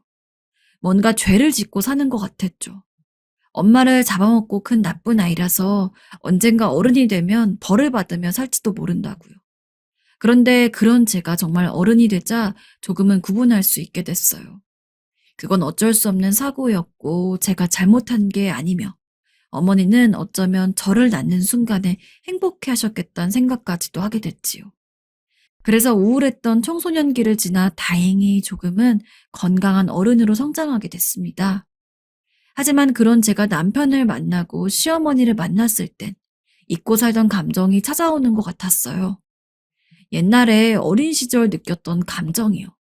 어머니란 존재에 대한 깊은 그리움과 채워질 수 없는 결핍 같은 것들이요. 절 낳아주신 부모님은 아니었지만 가족이 된 만큼 시어머니의 존재는 제게 어머니 같았어요. 어찌나 어머니를 좋아했는지 지금도 남편은 제게 그때만 생각하면 마치 제가 어머니가 어딜 가든 졸졸 따라다녔다고 해요. 어머니가 시장에 가면 굳이 따라가서 가방을 들어드리고 어머니와 미주알 고주알 얘기를 주고받기 위해 시끄럽게 혼자 떠들고 쉽게 웃지 못하는 성격인데도 웃고 그랬어요. 그러면 어머니는 왜 여기까지 따라왔냐? 저를 타박하시면서도 제게 떡볶이나 튀김 같은 것들을 사주시곤 했어요. 그리고 건강에 좋은 거 먹어야 한다며 비싼 홍삼과 인삼까지 챙겨서 꼭 집으로 보내셨습니다. 저는 남편보다 어머니가 좋았어요. 자식을 낳았을 때도 옆에 있어주신 거는 어머니였어요. 제가 자식을 낳고 힘들어할 때 옆에서 산후조리를 도와주시고 미역국을 챙겨주시고 제 아픈 몸을 주물러 주신 건 어머니였어요. 남편이 아니었어요. 아이를 낳고 혼미한 정신 속에서 저는 그런 어머니를 보며 우리 어머니가 내 처지가 가여워서 하늘에서 이런 시어머니를 보내주셨나 보다 생각했어요. 가세가 기울어서 제가 식당에 나가 일을 해야 했을 때도 어머니께서 자식을 다 키워주고 돌봐주셨습니다. 어머니들 눈에야 당연히 손주가 이쁘겠지만 시어머니는 더욱 제 자식들을 아껴주셨어요. 덕분에 저는 마음 놓고 일을 할 수 있었습니다. 어머니랑 김장 김치를 담그고 어머니와 드라마를 보며 웃고 떠들고 어머니가 좋아하는 홍시를 챙겨다 드리고 그러면서 저는 어머니를 점점 의지하게 되었던 것 같아요. 어머니와 함께 사는 게 아주 불편하지 않았다면 거짓말이었겠지만 그런 불편함보다는 어머니가 있어 더욱 안정감을 느꼈고 행복했어요. 어머니도 종종 손주 보느라 내가 늙어간다는 푸념을 하시곤 했지만 그렇다고 한 번도 제 부탁을 거절하신 적은 없었죠. 그런데 정말 제가 어머니를 더욱 지극히 생각하게 된 건 아팠을 때예요. 건강만큼은 챙기며 살아왔다고 생각했는데 갑자기 어느 날 받은 건강검진에서 자궁에 큰 혹이 자리 잡고 있어서 조직 검사를 해봐야겠지만 모양으로 봐서는 암일 가망성이 크다는 이야기였죠. 그 말을 듣는데 어찌나 눈물이 앞을 가리는지 저는 의사 앞에서 그만 엉엉 목을 놓아 울고 말았습니다. 가족들에게는 어떻게 이걸 전해야 할지, 군대 간 아들에겐 어떻게 말해야 할지 생각도 복잡해졌지요. 그래서 길거리가 꽁꽁 얼어붙을 만큼 매우 추운 날이었는데 전 집에 들어가지 못하고 밖을 서성이고 있었어요. 그런데 그때 어머니가 제가 오지 않자 걱정이 되신 건지 밖에 나와 있었고 전 그런 어머니를 보는 순간 마음이 약해져 그만 울음을 터뜨리고 말았습니다. 어머니께선 갑작스런 제 눈물에 당황하시며 무슨 일이냐 물었어요. 어머니, 엄마, 나 어떡해요? 전 어머니를 처음으로 엄마라 부르며 축 늘어진 몸을 어머니 품에 기대었습니다. 그리고 아이처럼 울며 병원 다녀온 이야기를 했더니 어머니의 눈빛이 흔들렸습니다. 어머니 눈에도 눈물이 맺혔습니다. 그러더니 어머니는 주름이 많은 퉁퉁한 손으로 제 등을 쓸어주며 말했습니다. 요즘의 암은 다 치료하면 낫는다. 아직 확실한 것도 아니지 않느냐. 설사 그렇다고 하더라도 너는 나을 거니 아무 생각 말아라. 내가 다 낫게 해줄게. 걱정 마, 아가. 그 말이 어찌나 위로가 되는지 전 제 삶을 기댄 듯 잠시 어머니에게 품에 안겨 있었습니다. 하늘에서 도왔을까요? 다행히 암은 아니어서 간단한 제거 수술 후에 일상으로 돌아올 수 있었습니다.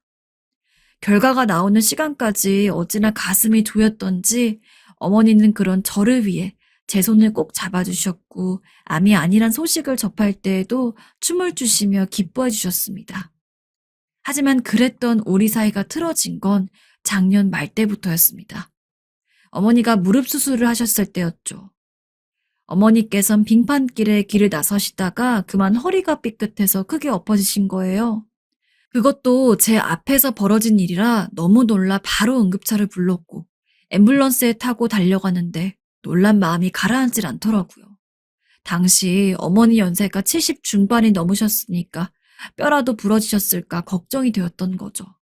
역시나 병원에 가니 어머니의 갈비뼈가 3개는 부러져 있었고 무릎도 크게 다치셨습니다. 연세가 많으시지만 수술을 감행해야 했고 저는 초조한 마음으로 그걸 지켜보았어요. 어머니께서도 제가 힘들 때 옆에 있어주신 만큼 저도 어머니 옆에 있어드리고 싶었어요. 하지만 남편은 어머니가 수술을 받고 상태가 언제 어떻게 안 좋을지 모르니 그런 말을 하더라고요. 사실 요즘 가기가 힘들어. 갑자기 남편이 내뱉은 말에 놀라 제가 남편에게 자세한 사정을 물으니 남편은 경기가 좋지 않아 장사가 잘 되지 않는다고 했어요. 그러면서 제가 지금 쓰고 있는 아르바이트생 대신에 가게에 나와달라고 하더라고요. 어쨌든 제가 나오면 인건비는 줄여질 수 있으니까요. 하지만 전 바로 어머니의 걱정이 됐어요. 그럼 어머니는 누가 돌보고요?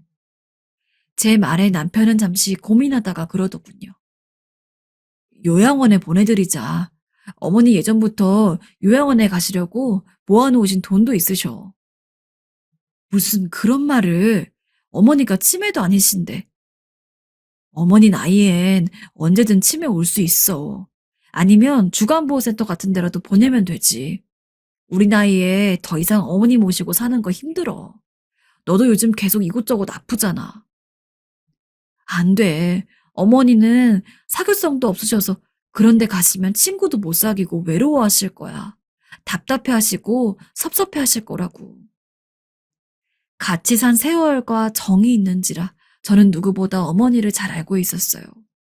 전 곧바로 남편의 제안을 단호히 잘랐고 어떻게든 제가 모시겠다 말했죠. 하지만 인생은 제 뜻대로 뭐 하나 되지 않더라고요. 이번엔 제가 가게 일을 돕다가 기름이 튀어서 화상을 입고 만 거예요. 가변 화상은 아니었기에 계속 통원 치료를 받아야 했어요. 거기다가 남편의 가게 일은 계속 해줘야 하지. 몸이 2개, 3개라도 모자랐어요. 그러니 어머니 밥 챙겨드리고 집안일 하는 건 당연히 소홀할 수밖에 없었습니다. 정말 나이가 들었는지 아침에 일어나기만 해도 온몸이 돌에 눌린 것처럼 아프더라고요. 어머니께는 혹시 걱정하실까봐 그 무엇도 말하지 않았지만 속으론 남편의 가게 일을 앞으로 계속 도와준다면 어머니를 지금처럼 모실 수 있을까 의구심이 들더라고요. 텅 빈 집안에 혼자 있는 어머니를 생각하니까 그것도 마음 아팠고요. 그때 남편이 제가 부쩍 힘들어하는 걸 알았는지 슬쩍 다시금 물었습니다. 생각해봤어? 그리고 저는 화상 자국에 연고를 바르며 곰곰이 생각하다가 천천히 입술을 떼었어요. 당신 말도 맞는 것 같아. 차라리 어머니께서 주간보호센터 같은 곳이라도 가서 보살핌도 받고 친구도 사귀면 지금보다 더 낫겠지? 그럼 당연하지. 그렇게 하자. 하지만 전 그렇게 말하고 난 후에 어머니를 센터에 보내려던 마음을 고이 접었어요. 우선 남편의 가게 일이 다시 안정기에 접어들었고 치료를 다 받자 전처럼 어머니를 보살필 수 있었거든요. 그런데 수술을 받은 후에 어머니께서 무슨 심경의 변화가 있으셨던 건지 그때부터 말수가 줄어드시더니 제 얼굴을 쳐다보는 횟수도 줄어드시더라고요. 툭하면 자꾸 죽고 싶다고 하늘이 왜 나를 안 데려가는지 모르겠단 말씀을 하시기 시작했어요. 저는 그런 말을 들으면 속상하니까 제 앞에선 그런 말 좀 하시지 말라 했지요. 하지만 어머니는 그럴 때마다 벌컥 화를 내시며 너는 나처럼 안 늙어봐서 모른다고 나처럼 늙어보라 말했죠.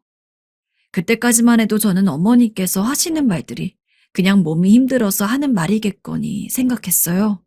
그 정도로만 생각했어요. 그런데 어머니가 병원에서 집으로 돌아오신 이후 어머니는 그간 제가 아시던 분이 아니라 다른 사람으로 변하기 시작했어요. 행동이 먼저 달라지셨어요. 늘 새벽이면 일어나서 동네 어르신들과 산책을 하고 운동은 그리 열심히 하셨던 분이 갈비뼈가 붙을 때까지 기다려야 한다며 해가 중천에 걸릴 때까지 침대에서 일어나려 하지 않으셨어요. 건강식만 고집하시던 분이 계속 짜고 매운 음식만을 드셨고요. 어머니, 너무 맵고 짠 것만 드시는 거 아니에요? 됐다. 신경 꺼라. 게다가 밤에 야식을 먹는 제 모습을 보면 젓가락부터 뺏으시던 분이 라면을 끓이고 계시고 눈 나빠진다면 TV도 가급적 안 보시려 하던 분이 무기력하게 하루 종일 TV 화면만 보시더군요.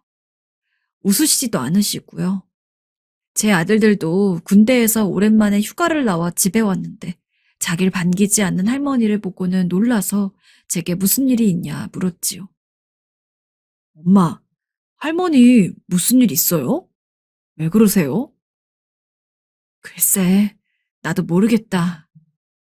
그러던 어느 날 어머니께선 급기야 방 안에 틀어박혀 제가 오든 남편이 오든 쳐다보지도 않으셨어요. 정말 저는 너무 걱정이 되었어요. 어머니께서 갑자기 도대체 왜 이러시나? 우리에게 말 못할 일이라도 계신 건가 싶었어요. 어느 날은 제가 그런 어머니의 모습이 답답하고 속상하여 남편에게 이야기했어요. 그러더니 남편은 한숨을 쉬다가 혹시 치매가 아닐까? 뭐라고요? 치매 오실 연세도 되긴 했잖아. 우리가 검사를 해봐야 하는 거 아니야? 남편의 얘기를 듣고 저 역시 덜컥 겁이 나더라고요. 저희 아버지도 치매를 앓다가 돌아가셨지만 하루에도 기분이 오락가락 변했거든요. 저희는 결국 어머니에게 말씀을 드렸어요. 그러나 어머니께선 이렇게 건강한 내가 왜 치매냐며 저희에게 벌컥 화를 내셨습니다. 결국 남편이 어머니를 끌고 가다시피 하여 어머니를 병원에 데려갔습니다. 어머니는 세상 가장 우울한 표정으로 치매 검사를 받으셨어요. 검사를 받는 내내 어머니의 표정이 어찌나 어두운지 제 마음이 안 좋을 정도였죠. 검사를 받은 날 저는 어머니께 검사 잘 받았다고 어머니가 좋아하시는 홍시를 사드리며 위로하려 했지만 그날도 어머니는 방 밖으로 나오시지 않았어요. 이불을 머리 끝까지 뒤집어 쓰고 마치 어린아이처럼 커다란 침대 이불 안에 갇힌 어린아이처럼 가만히 미동 없이 누워있기만 하셨죠. 어머니, 어머니? 나가라. 네. 홍 씨는 그대로였고요. 다행히 치매 검사 결과는 정상이었어요. 남편도 다행이라며 한숨을 몰아쉬었어요. 그러나 전 더 찝찝해졌어요. 치매도 아니라면 어머니께서 대체 왜 그러시는 걸까? 알 수가 없었으니까요. 치매 검사를 받은 이후에 어머니의 심리 상태는 더욱 심각해져 갔습니다. 일단 몸이 변하셨어요. 그 날씬하셨던 분이 살이 점점 찌기 시작하더니 어느새 80kg에 가까운 체중이 되셨어요. 방 밖으로 나오지 않고 계속 음식만 드시고 운동은 안 하시니 그럴 수밖에 없었죠. 저는 어머니를 억지로라도 끌고 산책이라도 하고 오자고 졸랐지만 모든 걸 거부하셨어요. 가기 싫다고 어찌나 억지를 부리시는지 정말 제가 다 지치더라고요. 이제 어머니께서 방 밖으로 나오실 땐 늦은 밤 저희가 잘 때였습니다. 저희가 잘 때서야 밖으로 나와서 또 이것저것 식탁에 있는 걸 잡수시곤 자기 방으로 들어가셨죠. 잠도 제대로 안 주무시는 것 같았어요. 하루에 3시간 정도는 주무시는 건지 거의 하루 종일 눈을 뜨고 방구석에 있는 TV에만 눈을 맞추시는 것 같았어요. 그 모습을 보는데 정말 새까맣게 속이 타들어 가더라고요. 아들 둘 키우는데도 이렇게 속이 썩은 적이 없었는데 정말 말년에 이게 무슨 일인지, 무슨 벌을 받는 건지 정말 하루하루 숨이 막혀왔습니다. 그런데 어머니의 투정은 끊이질 않았습니다. 어쩌다 고기 반찬을 해오질 않으면 너 왜 내 말을 안 듣는 게야? 너 나 무시하냐?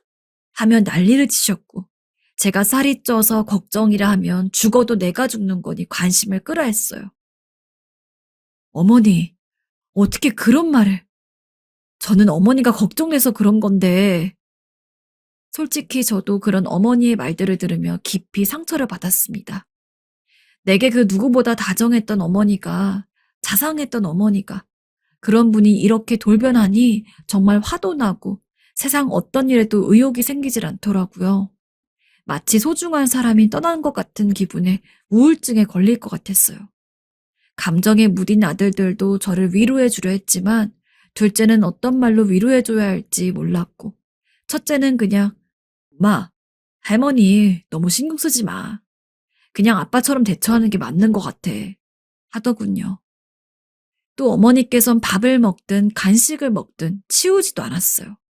쓰레기를 방 한가득 쌓아두시는 거예요. 제가 치우지 않으면 어머닌 그 아무것도 하질 않으셨어요. 그러다가 제가 어머니 방에 들어가서 정리를 하려 하면 나가라고, 자기가 알아서 한다고 손도 못 대게 하는 겁니다. 나가라고 했잖니. 어머니, 안 하실 거잖아. 내가 한다니까요. 이게 어디서 나한테 반말에 바락바락 대들어? 저리 안 가?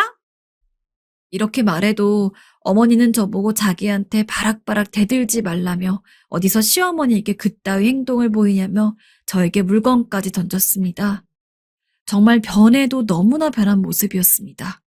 차라리 치매이면 나았을 것 같아요. 그리고 어느 날은 남편이 집에 들어와 제 얼굴에 멍이 있는 걸 보고 놀라서 무슨 일이냐 물어서 전 솔직히 대답했어요. 어머니 방에 들어가 쓰레기 좀 치우려 했더니 나가라며 옆에 있는 재떨이를 던졌다고. 남편은 그 말을 듣자마자 곧바로 어머니께 달려가서 정말 왜 이러시냐며 고함을 치고 난리를 쳤습니다. 제가 옆에서 그만두라 말려도 남편은 한 번 화가 나면 멈추지를 못하는 다혈질이라 어머니께 이럴 거면 나가 혼자 사시라고 소리를 질렀죠. 그러자 어머니는 한껏 풀이 죽은 얼굴로 고개를 숙이더니 눈물을 훔치더라고요. 자식 키워놨더니 아무 소용없네. 아무 소용없어. 내가 살아있는 게 죄야. 살아있어서 죄지. 내가 죽어야 하는데.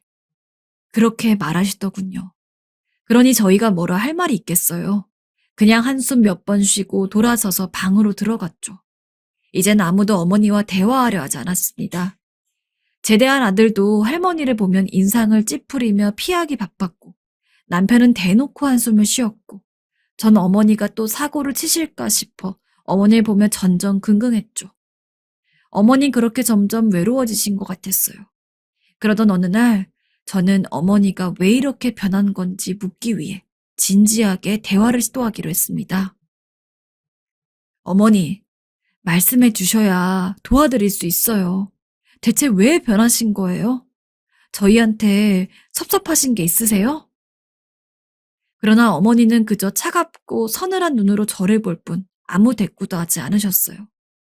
오직 드라마 속 인물들만 보며 그들의 이야기만 듣고 계셨죠. 저는 무릎까지 꿇었습니다. 그러고 싶지 않았지만 간절하니 그렇게 되더라고요. 제발 입을 열어달라 이거랬습니다. 하지만 1시간이 지나도 2시간이 지나도 어머님 꿈쩍도 안 하셨고 전 결국 제 방으로 가서 엉엉 울며 감정을 토해냈죠. 그러던 어느 날 어머니께선 제게 왜 또 고기 반찬이 없냐 투정을 하시는데 전 그만 너무 속상해서 밥 좀 그만 드시라 소리를 내질렀습니다.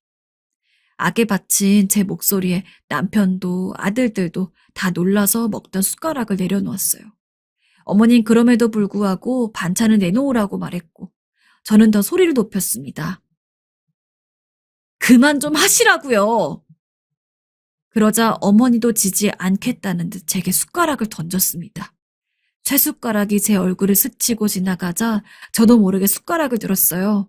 그리고 어머니에게 그것을 던지려던 찰나 아들들의 겁먹은 얼굴을 보곤 그것을 조용히 내려놓았죠. 저는 조용히 제 방으로 돌아가서 감정을 삭혔습니다. 눈물이 정신없이 흘려서 얼굴을 적시고 어느새 침대보를 적셨지만 눈물은 쉽사리 멈추지 않았습니다. 그리고 그 일 이후에 어머니를 정말 말 그대로 더욱 미워하게 되었습니다. 하지만 인생은 세옹지마라고 하죠. 저의 독약 같던 미움도 어머니에 대한 오해도 모두 풀리는 일이 생겼어요. 어느 날이었죠. 청소를 하고 있는데 어디선가 전화벨 소리가 들리는 거예요. 다가가 보니 어머니 전화기가 울리고 있었어요. 그런데 휴대폰 화면에 웬 모르는 낯선 번호가 찍혀 있었어요. 친구가 많으신 분도 아니기에 더더욱 이상했죠. 일단 전화를 받았어요. 그런데 어떤 여자분의 낭낭한 목소리가 수화기 넘어 흘려들어오더군요. 안녕하세요. 우리 정신과입니다. 정신과?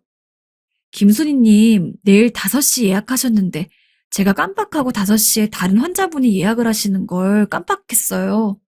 그래서 예약 시간 변경을 좀 도와드릴까 하는데 괜찮을까요? 어머니 이름이 나오자 저는 가슴이 덜컹했어요. 어머니께서 정신과라니? 어머니가 왜 그런 곳을 다니는 거지? 더군다나 어머니께선 한 번도 저희에게 그런 병원을 다닌다 말한 적이 없었어요.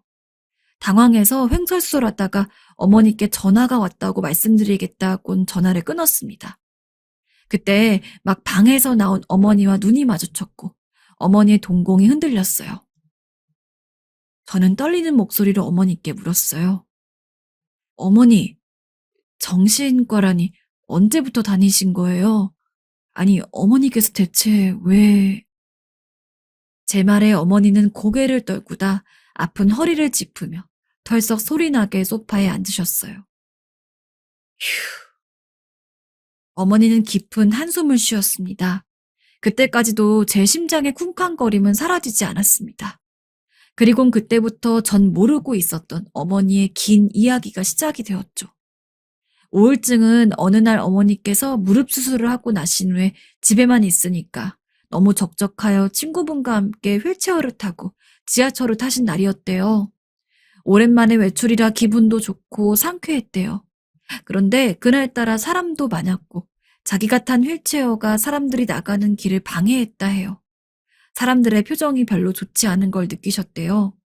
그런데 갑자기 노랗게 염색한 젊은 애들이 속닥거리는 소리가 들렸대요. 나는 늙어서 저 나이 때까지는 안 살고 싶어. 나도. 늙은이들이 왜 밖에 끼질러 나와서 민폐를 끼치냐? 짜증나게 진짜. 내가 휠체어 타고 지하철 좀 탄 게 그리 죄인가? 그 말을 듣고 지하철을 나와 화장실에 있는 거울을 보는데 갑자기 쪼글거리는 얼굴이 정말 보기 싫더래요. 기력 없는 몸뚱이도 싫고 화가 나더래요. 자기가 정말 화잘 것 없고 보잘 것 없는 존재처럼 느껴졌다 합니다. 그리고 그날 밤 밤중에 저희 부부가 하는 말을 듣게 되었다 해요. 바로 제가 남편과 나누었던 대화였죠. 어머니를 센터에 보내자는 말이었어요. 그때 어머니는 오기 어린 마음에 자기가 제 발로 거길 가야지 하고 생각했고 짐을 쌌는데 막상 또 나가려니 발길이 떨어지지 않더래요. 손주들도 눈에 밟히고 그래서 집에 있기 시작했는데 마음이 허기져서 그런 건지 계속 배는 고프고 자꾸 애들 말이 생각나서 섭섭한 마음에 하루에도 기분이 오락가락하고 그렇다고 자기 마음은 설명할 수가 없고 그래서 친구의 권유로 정신과에 갔는데 우울증이라 했대요. 저는 어머니의 말을 듣는데 가슴이 무너지는 것 같았어요.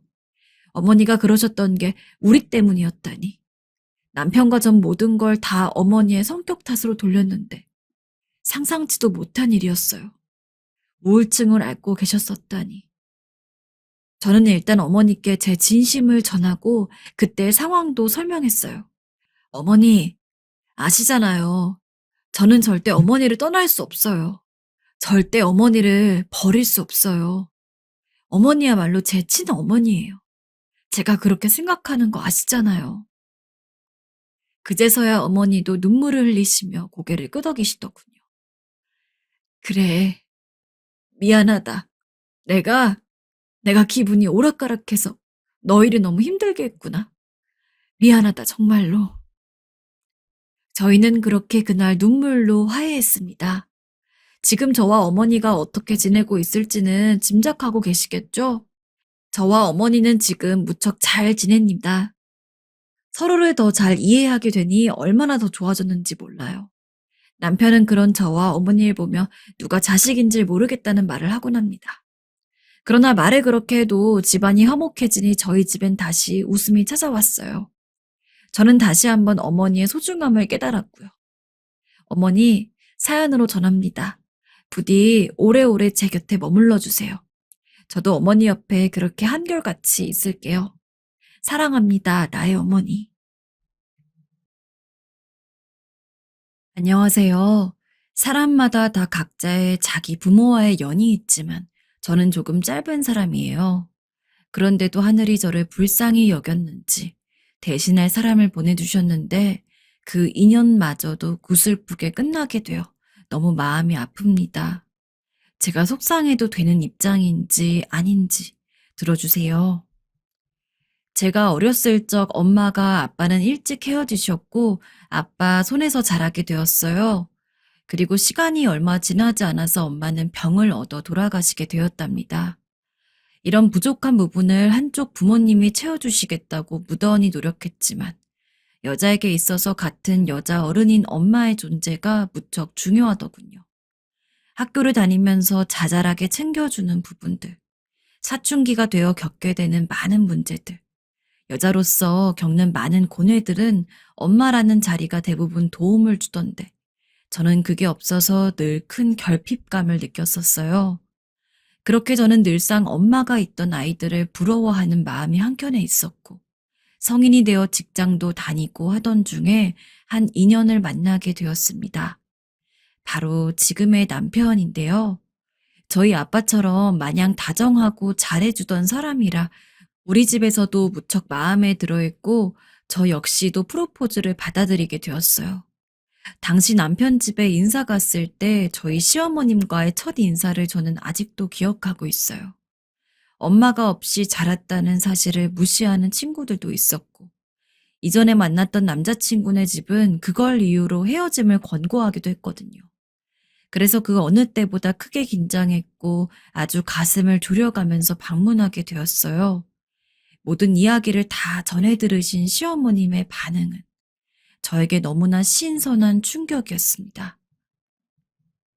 그래, 아버님과 단둘이 살고 있다고? 매번 이런 식으로 시작되는 대화에서 끝은 상처였기에 저는 조금도 긴장을 풀지 않고 굳은 얼굴로 답했어요. 네, 아빠가 저를 키워주셨어요. 그러자 어머니는 한참 뜸을 뒀다가 말씀하시는 게 아니겠어요? 그 말에 저도 모르게 그만 고개를 확 들어서 어머니 눈을 쳐다보았어요. 아버님이 얼마나 고생이 많으셨겠어. 남자 몸으로 아이를, 그리고 딸을 키운다는 건 쉬운 게 아니야. 정말 대단하시네. 저는 단 한 번도 이런 소리를 들어본 적이 없었어요. 늘 이쯤에서 엄마가 없는 게 내 잘못도 아닌데 늘 멸시하는 말, 엄마 없는 애는 어딘가 티가 난다는 말만 들으며 살아왔습니다. 하지만 어머니는 다르셨고 그 뒤에 한 행동이 더 저를 놀라움에 빠지게 했습니다. 이리 온. 자라면서 얼마나 마음고생이 심했니? 내가 그 심정 잘 안단다. 갑자기 저에게 두 팔을 벌리시더니 안아주시려고 하는 게 아니겠어요? 경직되어 있던 제가 움직이지를 못하자 어머니가 웃으며 다가오시더니 저를 꼭 안아주셨어요.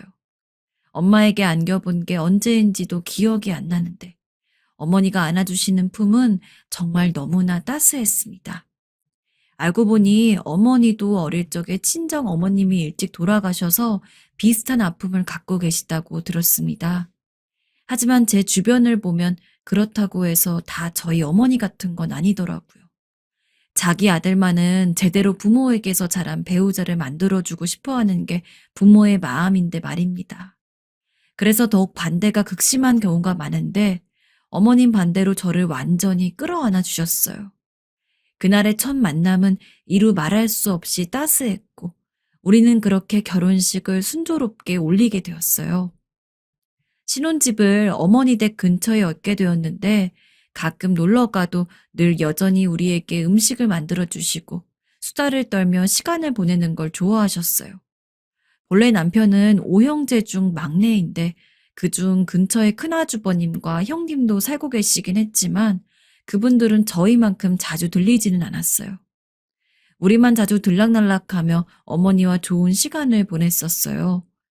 당시에 형님을 몇 번 뵙긴 했지만 낯을 많이 가리시는 것 같기도 하고 그다지 어머니와 좋은 사이를 유지하고 계시는 것 같진 않았답니다. 궁금해서 남편에게 물어보았더니 의외의 대답을 하더군요. 음, 우리 형과 형수님은 좀 무뚝뚝한 편이셔. 엄마는 당신과 나처럼 살갑고 이야기 많은 걸 좋아하니까 아마 성격 차이인 것 같아. 엄마도 굳이 서로 맞출 필요 없다고 하시니 형네도 자주 오진 않아. 아, 그렇구나. 그런 이야기를 들으니 달리 할 말이 없더라고요. 새삼 우리 어머니는 이 또래 시어머니들답지 않다고 생각이 들기도 했어요. 좀 더 표독스럽고 자기 주장대로 하시는 분들이라면 그런 거와 상관없이 며느리를 수시로 불러들일 수도 있는데 말이에요. 그저 성격 차이이니 너네들 편한 대로 하라고 하셨다니 참으로 우리 어머니다운 모습이었습니다. 저희는 그렇게 2, 3일에 한 번씩은 꼭 시댁에 놀러 가서 만나게 식사도 하고 좋은 시간들을 보냈어요. 우리 말고도 서울에 계신 작은 아주버님이나 해외에 계신 아주버님도 있지만 다들 거리가 있다 보니 어머니께 자주 들려보지 못했는데요. 막내인 저희 부부가 가까이 있으니 자주 왔다 갔다 했고 그마저도 정말 제가 어머니를 너무 좋아해서 들리게 되었던 거예요. 그러던 중에 남편의 회사가 서울 쪽으로 발령이 나게 되었고 결국 저희도 이사를 가게 되었습니다. 멀어지게 된다니 저희 친정아빠와 헤어지는 것과 비슷하게 마음이 무거웠던 것 같습니다. 그만큼 정도 많이 들었고 진짜 딸과 엄마처럼 아주 깊이 있는 시간들을 보내서 너무 좋았거든요. 그게 너무 아쉬워서 서울에 올라가서는 정말 매일같이 전화를 드렸어요. 조만간 또 배로 내려가야겠다고 마음을 먹고 있던 차에 전혀 예상치도 못한 일이 일어났어요. 이상하게 어머니가 전화를 받지 않으시는 것이었어요. 적어도 하루에 한 번은 꼭 통화를 했는데 그날따라 이상해서 몇 번이나 걸었지만 받지 않으시는 것입니다. 그래서 너무 당황해서 근처에 있는 형님께 전화를 했어요. 급한 마음에 전화를 걸었고 혼자 사는 어르신이 연락이 안 되면 걱정되는 게 당연한 게 아닌가요? 형님의 반응은 초반에 제가 느꼈던 것처럼 여전히 낯설더군요. 동서, 내가 가볼게. 근데 잠깐 전화 안 된 것 같고 너무 예민하게 구는 거 아닌가? 이번엔 내가 가보는데 다음엔 동서가 직접 내려와서 확인해 줬으면 좋겠어. 끊을게 일단. 말이 너무 차갑게 느껴져서 좀 움찔하고 불쾌하기도 했지만 어쩌면 바쁜 일상을 살고 있는 형님은 당연히 그럴 수도 있겠다 싶어서 일단은 연락을 기다렸어요. 그리고 30여 분이 안 되어서 전화가 걸려왔는데 그 길로 저는 달려가게 되었습니다. 어, 동서, 어머니 쓰러지셨어. 얼른 내려와야 될 것 같아. 뭐라고요? 이래서 제가 그날따라 마음이 불안했던 걸까요? 남편에게 알리고 저 먼저 내려가는 길에 별 생각이 다 들더라고요. 가보니 어머니는 평소 잘 알지 못하셨던 지병을 이번에 검사를 거치면서 알게 되었고 꽤 위중한 상태라는 것도 함께 듣게 되었습니다. 우리 부부는 한참 고민을 하며 주말마다 오며 가며 병원에 계신 어머니를 배웠어요. 조금 더 관리를 하시면 몇 달 지나 다시 집으로 가실 수 있다고 하니 그나마 위안을 삼으면서 계속 다녔었는데요. 그렇게 1년이 다 되어가는 시간 동안 어머닌 겨우겨우 자리를 잡아가셨고 집으로 돌아가실 수 있게 되었어요. 하지만 그때부터가 문제였어요. 저희가 될 수 있으면 다시 어머니 댁으로 내려오고 싶었지만 남편 회사 문제로 수년간은 계속 서울에 있어야 했기 때문이에요. 고민을 하고 있는데 갑자기 형님이 입을 여시더군요. 그 말을 듣고 형제들 모두 일제히 놀라서 형님을 쳐다보았어요. 동서, 도련님, 우리가 어머니 모시도록 할게요. 그렇게 알고 계시면 되겠어요. 걱정하지 마세요. 사실 이게 제일 좋긴 하지만 누구 하나 먼저 모시는 것에 대해서 쉽게 말을 못하고 있었는데 참 죄송하기도 하고 감사한 마음이 들더라고요. 그런데 그런 마음이던 찰나 먼저 이런 말을 꺼내시더라고요. 근데 알다시피 이게 어머니 모시는 일이 보통 일은 아니잖아요. 생활비 정도는 보내주셨으면 좋겠어요. 한 달에 100만 원씩 보내주세요. 뭐 이 정도면 큰 돈도 아니고 다들 부담되진 않을 거예요. 그죠? 아, 네. 솔직히 말해서 저희가 아닌 다른 가정에선 여윳돈이 부족한 형편의 집도 있었는데 형님의 당연한 듯한 말투나 그런 것들은 조금 거슬리긴 했어요. 하지만 거리가 아니라면 제가 모셨을 텐데 이 부분이 너무 죄송하기도 하고 형님에게 고마운 입장이니 그런 사소한 부분은 넘어가고 알겠다고 했지요. 이후로 저희는 한 달에 한 번씩은 꼭 내려가서 배웠어요. 그런데 갈 때마다 형님의 표정이 뭐랄까요? 좋지 않았습니다. 제일 처음 내려갔을 때에는 뵙자마자 눈물이 앞을 가리더군요.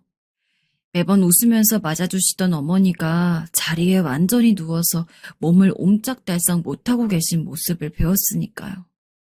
어머니의 목소리는 힘이 없으시고 얼굴도 많이 창백해지셨더라고요. 그런데 형님은 제가 그런 어머니를 보고 눈물 짓고 있으면 비웃는 얼굴로 뭘 울기까지 해 동서. 어머니 괜찮으셔 아직. 이라고 하더군요. 마치 유난스럽게 군다는 듯한 말투여서 기분이 상당히 나빴습니다. 하지만 이 또한 어머니를 모시고 계시니 예민할 수 있겠다 싶어 참아 넘겼어요. 어머니의 상황은 날이 갈수록 악화되었습니다. 이때는 부축해드리면 혼자 화장실에는 다녀오실 수 있었거든요.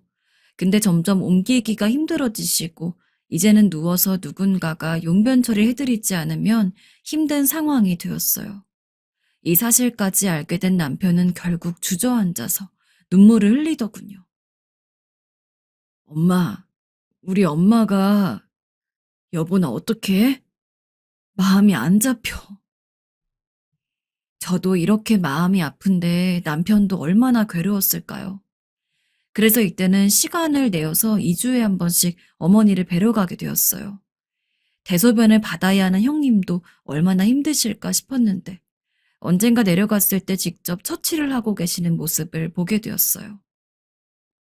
동서, 보고만 있지 말고 이리 와서 좀 도와줘. 얼른 들어가서 저도 도와드리고 용변 상태가 좋지 않고 몸도 엉망이 되신 어머니를 둘이서 같이 씻겨드렸어요. 저는 잠깐 와서 돕는데도 힘들다고 느껴지는데 매일 수시로 이렇게 시간을 보내야 하는 형님은 얼마나 힘드실까 싶었습니다. 그래서 형님에게 형님 정말 고생 많으시겠어요 하며 위로차 말을 건넸더니 바로 톡 쏘는 겁니다. 고생이야 많지. 내가 아주 정말 내 마음 아는 사람 하나 없다니까. 그런데 그렇게 열심히 고생하신다는 형님의 말과 달리 어머니가 용변 처리를 잘 하실 수 없게 되어 그런지 어머니 방에서 냄새가 너무 많이 나더라고요. 방이 너무 어지럽고 환기도 잘 안 되었고요. 솔직히 어머니의 몸 건강도 중요한데 그런 방에서 생활하신다고 생각하니 가슴이 갑갑해지고 걱정도 되었습니다. 근데 형님은 제가 방을 청소하고 있으면 와선 도와주진 않을지언정 제게 그냥 냅둬 어차피 더 더러워질 텐데 라며 말리려 들더라고요. 절로 짜증이 났습니다. 결국 이 상태로는 어머니도 힘드시지 않을까 싶어서 조심스레 의견을 내게 되었어요. 형님, 어머니 모시느라 너무 힘드실 것 같은데 혼자 용변 보시기도 힘드시고 차라리 간병인을 부르거나 요양원으로 모시는 게 어떨까요? 제가 오는 길에 알아본 곳이 있어요. 남편도 얼굴을 양손으로 꽉 부여잡고 아무 말도 하지 않은 채 제 옆에 가만히 있었어요. 둘이 어렵게 낸 의견이었거든요. 그런데 이후로 돌아온 형님의 답변은 너무나 당황스러웠습니다. 마치 가만히 있다가 뺨 맞은 마냥 얼마나 온몸이 얼얼하고 떨리던지요. 동서, 맨날 그렇게 말만 꺼내면 다야? 어머니를 가족 이상으로 잘 모실 수 있는 사람이 어딨어? 몇 번 오지도 않으면서 그게 그렇게 거슬려서 어머니 요양원에 넣어버릴 생각이야? 자기 참 못됐구나. 저는 그런 의미로 말한 게 아닌데 형님은 팔짱을 끼고 저를 날카롭게 노려보시더군요. 이윽고 이으시는 말에 제 남편까지 놀래서 사색이 되었습니다. 자꾸 그렇게 거슬리게 지적할 거면 오지 않았으면 좋겠어. 매주 사람 들락날락거리는 거. 어머니도 나도 불편해. 아주버님도 아시겠죠? 앞으론 전화만 하고 그만 오세요. 너무 놀라 흘끔 큰아주버님을 보았지만 아주버님은 형님과 같은 의견이신 건지 뭔지 등을 돌리신 채 아무 말씀이 없으시더라고요. 좀 더 자주 찾아뵙고 싶었지만 그날 형님의 날카로운 반응에 저와 남편은 가는 텀을 훨씬 늘러서 가는 수밖에 없었고 전화를 드리기도 민망했습니다. 다른 형제분들도 비슷한 내용을 듣게 되었던 건지 외려 저희에게 전화해서 어머니의 근황을 묻는 게 아니겠어요? 이럴 수도 없고 저럴 수도 없으니 참 답답하더라고요. 그러던 차에 정말 믿고 싶지 않은 가슴을 치면서 후회만 며칠 밤을 하며 보내게 되는 일이 발생하고 말았습니다. 그날따라 웬일로 형님에게 전화가 걸려온 거예요. 마지막 다녀간 뒤로 6개월 가까이 눈치가 보여 잘 가보지도 못하고 있는데 전화가 왔는데 결코 형님 쪽에서 먼저 전화를 걸어온 일이 없기에 설마 하는 마음이었습니다. 네, 형님, 무슨 일이시죠? 이윽고 다소 덤덤하게 감정을 억누르고 전하시는 형님의 말씀에 저는 그대로 털썩 주저앉았습니다. 동서, 어머니 돌아가셨어. 얼른 내려와야 할 것 같아. 대답도 제대로 못한 채 전화를 끊고 저는 울면서 남편에게 알렸고 가뜩이나 한창 힘들어하던 남편은 넋을 놓고 중심을 잡지 못하더군요. 아버님이 돌아가신 뒤에 오래도록 어머니와 같이 살았던 막내였기에 아마 더 힘들지 않았을까 싶었습니다. 그렇게 저희는 분주하게 내려갔고 각 지역에서 다른 형제분들도 오셨어요. 병원에서 돌아와 형님 댁에서 머무셨던 5년여간. 아무리 그래도 좀 더 자주 갔어야 했는데 마지막에 그렇게 망설이고 고민만 하지 말고 그냥 자주 왔어야 했나 싶어 억장이 무너지는 것 같았습니다. 괜히 형님에게만 모든 부담을 지우고 힘들게 해드렸던 것 같아서 어머니와 둘 다 너무 고생스러웠겠다 싶었습니다. 형님도 많이 지쳐 보이시고 장례식장에서 배웠을 때에도 몇 마디 없이 일만 하시는 모습을 보니 마음이 무척 무겁더군요. 그렇게 저도 그 자리를 도우면서 일을 보고 있는데 낯이 익은 분들이 조문을 오셨더라고요. 옆집에 사시는 어머니, 지인 아주머님들이 오신 겁니다. 저희 손을 잡고 다들 위로해 주시는데 무척 슬펐습니다. 그보다 더 오래 잘 사시는 분들도 있는데 아이고 어떡해 하면서 같이 슬퍼해 주셔서 참 마음이 아프더라고요. 그런데 그중 한 분의 표정이 계속 좋지 않았고 결국 한마디를 하셨는데 그 말이 너무나 강력하게 제 뒤통수를 치른 듯 했습니다. 솔직히 그렇게 빨리 안 가실 수 있겠어? 노인네를 그렇게 집에 방치하고 저들끼리 놀러 다니고 말이야. 어휴. 너무 놀라서 저는 아주머님을 붙잡고 다시 되물었습니다. 네? 그게 무슨 말씀이세요? 저의 반응에 이분들은 서로 얼굴을 곤란하게 쳐다보시다가 형님 쪽을 한번 보시더니 난감해 하시는 거예요. 아유, 내가 별말을 다 했네. 우리는 그만 갈게요. 그러면서 다른 아주머니들도 말 조심하라고 성화하시고 그렇게 빠르게 얼른 신발을 챙겨 신고 나가시는 게 아니겠어요? 아무리 생각해도 너무 쎄한 말이었고 이건 그냥 넘길 수 있는 수준의 말이 아니었어요. 남편에게 상의해 보려다가 만약 확실한 게 아니라면 이 힘든 날에 서로가 더 괴로워질 수 있으니 일단은 참는 수밖에 없었습니다. 장례식을 그렇게 마치고 저는 그중 안면이 있는 옆집 아주머니 댁에 찾아갔어요. 저를 보자마자 당황하시더니 할 말이 없다고 하시더라고요. 아주머니, 그냥 하신 말씀이 뭐예요? 제발 좀 알려주세요. 저희 어머니에 대해 뭐 아시는 거 있으시잖아요. 저희 남편도 요 며칠을 계속 정신을 못 차리고 있어요.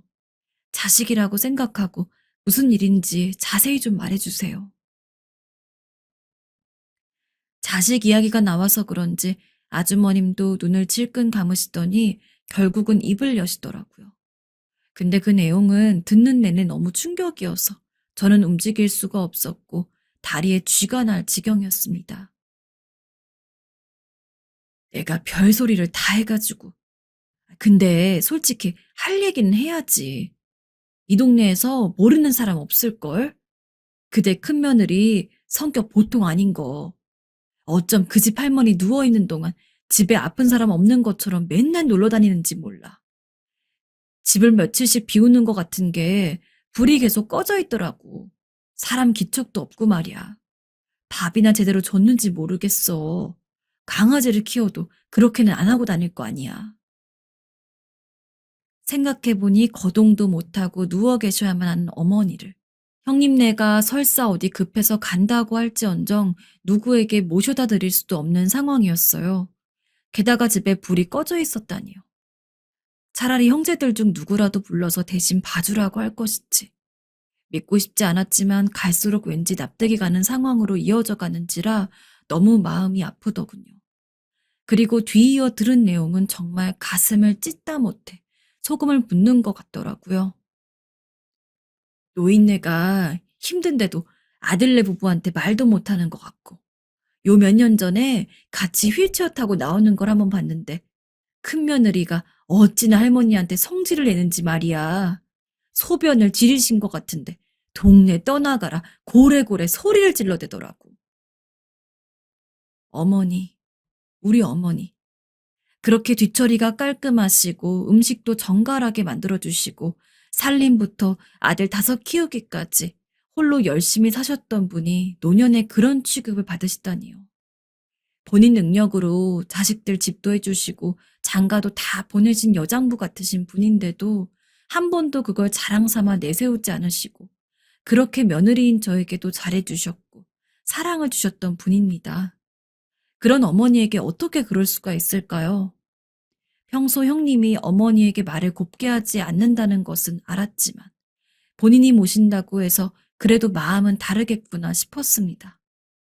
그런데 아니나 다를까 사람들이 보는 데에서도 그렇게 어머니를 함부로 대했다면 집에서는 어땠을까요? 놔두고 놀러 다녔다니. 그것도 며칠씩이라니. 그렇다면 홀로 누워 아무것도 못하시는 어머니는 굶으시고 용변도 엉망이 되었을 텐데 말입니다. 그래서 들릴 때마다 그렇게 어머니의 방은 냄새가 지독하고 어질러져 있었던 걸까요? 여기까지 생각하는 것도 생살이 뜯기듯 아픈데 이윽고 아주머니가 하신 말씀에 저는 그만 통곡을 하고 말았습니다. 그 집에서 매번 가끔 큰 소리가 나는데 부부끼리 싸우는 건지 노인한테 소리를 질러대는 건지 모르겠더라고. 이 동네 아줌마들끼리 말 많았어. 저 할머니 너무 가엾어서 차라리 빨리 갔으면 좋겠다고. 결국 정신을 못 차릴 정도로 울고 있는 저를 아주머니가 달래주셔서 일단은 기운을 내기로 했습니다. 그리고 그 길로 곧장 올라와 남편에게 아주 힘들지만 이야기를 전부 꺼내놓게 되었습니다. 아주머니께서 필요하시다면 여러 사람들이 이 이야기에 나서줄 수 있다고 하시더라고요. 우리가 몇 번 오가면서 봤던 행적들도 있고 그렇게 요양병원에 모시자고 해도 한사코 거절을 하더니 결국은 어머니를 그 집에서 돌아가시게 만들었습니다. 남편은 듣다 견디지 못해 다른 형제들을 불러 소집하게 되었습니다. 그러면서도 한편으로는 의문이 들더군요. 그렇게 지독하게 모시기 싫었으면서 왜 굳이 모시겠다고 한 것이었을까요? 그러자 남편이 아주 괴로운 얼굴로 입을 뗐습니다. 그리고 그제서 납득이 가더군요. 그냥 아마 땅 때문에 그랬을 거야. 나는 그럴 리가 없다고 믿고 싶지만 이렇게 듣고 나니 그쪽 밖에 생각할 수가 없어. 땅이라니? 무슨 말이야? 아버지가 갖고 있던 땅이 있는데 우리 형제들 모두 공동 명의로 되어 있어. 가격이 엄청나게 나가는 건 아니지만 나눠 갖고 있었거든. 언젠가 집에 무슨 일이 생기고 누군가가 부모님을 모시게 되는 큰 일이 생긴다면 몰아서 주자고 예전에 서로 지나가듯 말한 적이 있어. 그리고 지금 생각해보니 우리 형제들이 어머니 모시는 대가로 100만 원씩 주는데 딱히 하는 것도 없는 형이 그 돈도 아마 욕심냈을 것 같아. 설마, 근데 그렇게 생각을 해야 어머니를 모신 게 이해가 되네. 당신도 알겠지만 우리 큰형이랑 형수님은 원래 어머니랑 아버지에게 별로 정도 없고 잘 들여다보지도 않았어. 그래도 모신다고 해서 의외이긴 했는데 이제 와서 보니 돈이 욕심나서 그런 게 아닌가 싶어. 남편은 더 이상 말을 잇지 못하고 고개를 푹 떨구더니 그렇게 한참을 소리 없이 흐느끼더군요. 이대로 상황을 넘어가게 둘 수는 없었습니다. 여기저기 알아보고 결국 형제분들에게 모든 상황들을 다 알리면서 다 같이 결론을 내리게 되었는데요. 장례를 마치면서 땅 이야기를 새삼 큰아주버니 꺼내셨다는 것이었어요. 그리고 어머니의 시골집이 한 채 있으신데 그것도 세를 주었던 것을 이제 돌아가셨으니 처분을 완전히 하겠다고요. 당시에는 아주 당연한 이야기였고 우리 모두 시골집에 관해서도 그간 고생하신 큰아주버님과 형님께 드릴 예정이었어요. 하지만 그분들이 어머니를 모시면서 있었던 대략적인 과정들을 알게 되니 이것은 아예 새롭게 짚고 넘어가야 할 화제가 되었습니다. 멀리 계시던 둘째 아주머님을 비롯해서 미국에서 오신 셋째 아주버님, 넷째 아주머님까지 다들 난리가 나고 흥분을 감추지 못했어요. 이야기를 종합해보니 다들 어머니를 제대로 만날 수 없었던 것, 형님이 가운데서 맞고 자주 오지 못하게 하고 근황 안부도 입을 막아버렸던 것 등등 비슷한 입장에서 이야기들이 나오더군요. 게다가 동네 아주머니들의 말을 전해 들으니 결코 이 상황이 그냥 넘겨짚은 상황이 아닐 거라는 것으로 결론이 나왔습니다. 아니길 바랬지만 슬프게도 그게 맞을 가능성이 너무나 커 보였던 것이에요. 결국 모든 형제들의 결론은 그 전에 명의 이전을 해주기로 했던 땅도 다시 돌려받고 시골집도 팔아서 전부 어머니의 외가 쪽에 들이자는 것이었어요. 물론 이 말을 들은 형님과 아주버니의 반응은 보통 난리가 아니었습니다. 적반하장도 유분수였어요. 너네가 사람이야? 어머니를 그렇게 고생하며 모신 우리한테 어떻게 이럴 수가 있어? 정말 듣자 하니 우습지도 않은 말들을 해대가면서 그렇게 우리에게 칼같이 연락 못하게 하시던 분들이 밤이고 낮이고 문자와 전화 폭탄들을 날리고 있습니다. 정 필요하다면 동네 주민분들 녹음도 증거로 받을 예정이고 이후로 많은 법적 처리들을 알아보고 있으며 현재 법원으로 일단 상황이 넘겨진 상태입니다. 결론이 어떻게 나올지는 아직 정확한 것은 없으나 형제들 제각기 열심히 뛰어다니며 알아보는 중이에요. 일단 그건 그것이지만 제일 서글픈 건 아무리 그렇게 해봤자 돌아가신 어머니는 돌아오지 않는다는 것입니다. 이제 와서 후회해봤자 뭘 하겠냐마는 몸이 성할 때가 아닌 아플 때 그 누구보다 귀하게 대접을 받고 쉬셔야 했는데 그런 멸시와 모욕을 받으면서 생리적인 욕구도 제대로 처리 못하시고 얼마나 수치스럽고 고통스럽게 가셨을까 생각을 하니 아직도 가슴 언저리가 아파옵니다. 꿈에라도 어머니를 잠깐이라도 뵙고 결혼 인사 때 뵈었을 때 저를 안아주셨던 것처럼 저도 한번 어머니를 안아드리고 싶어요. 이제 와서 너무 지나버린 바램 같지만요. 지금까지 이야기를 들어주신 여러분들 감사합니다.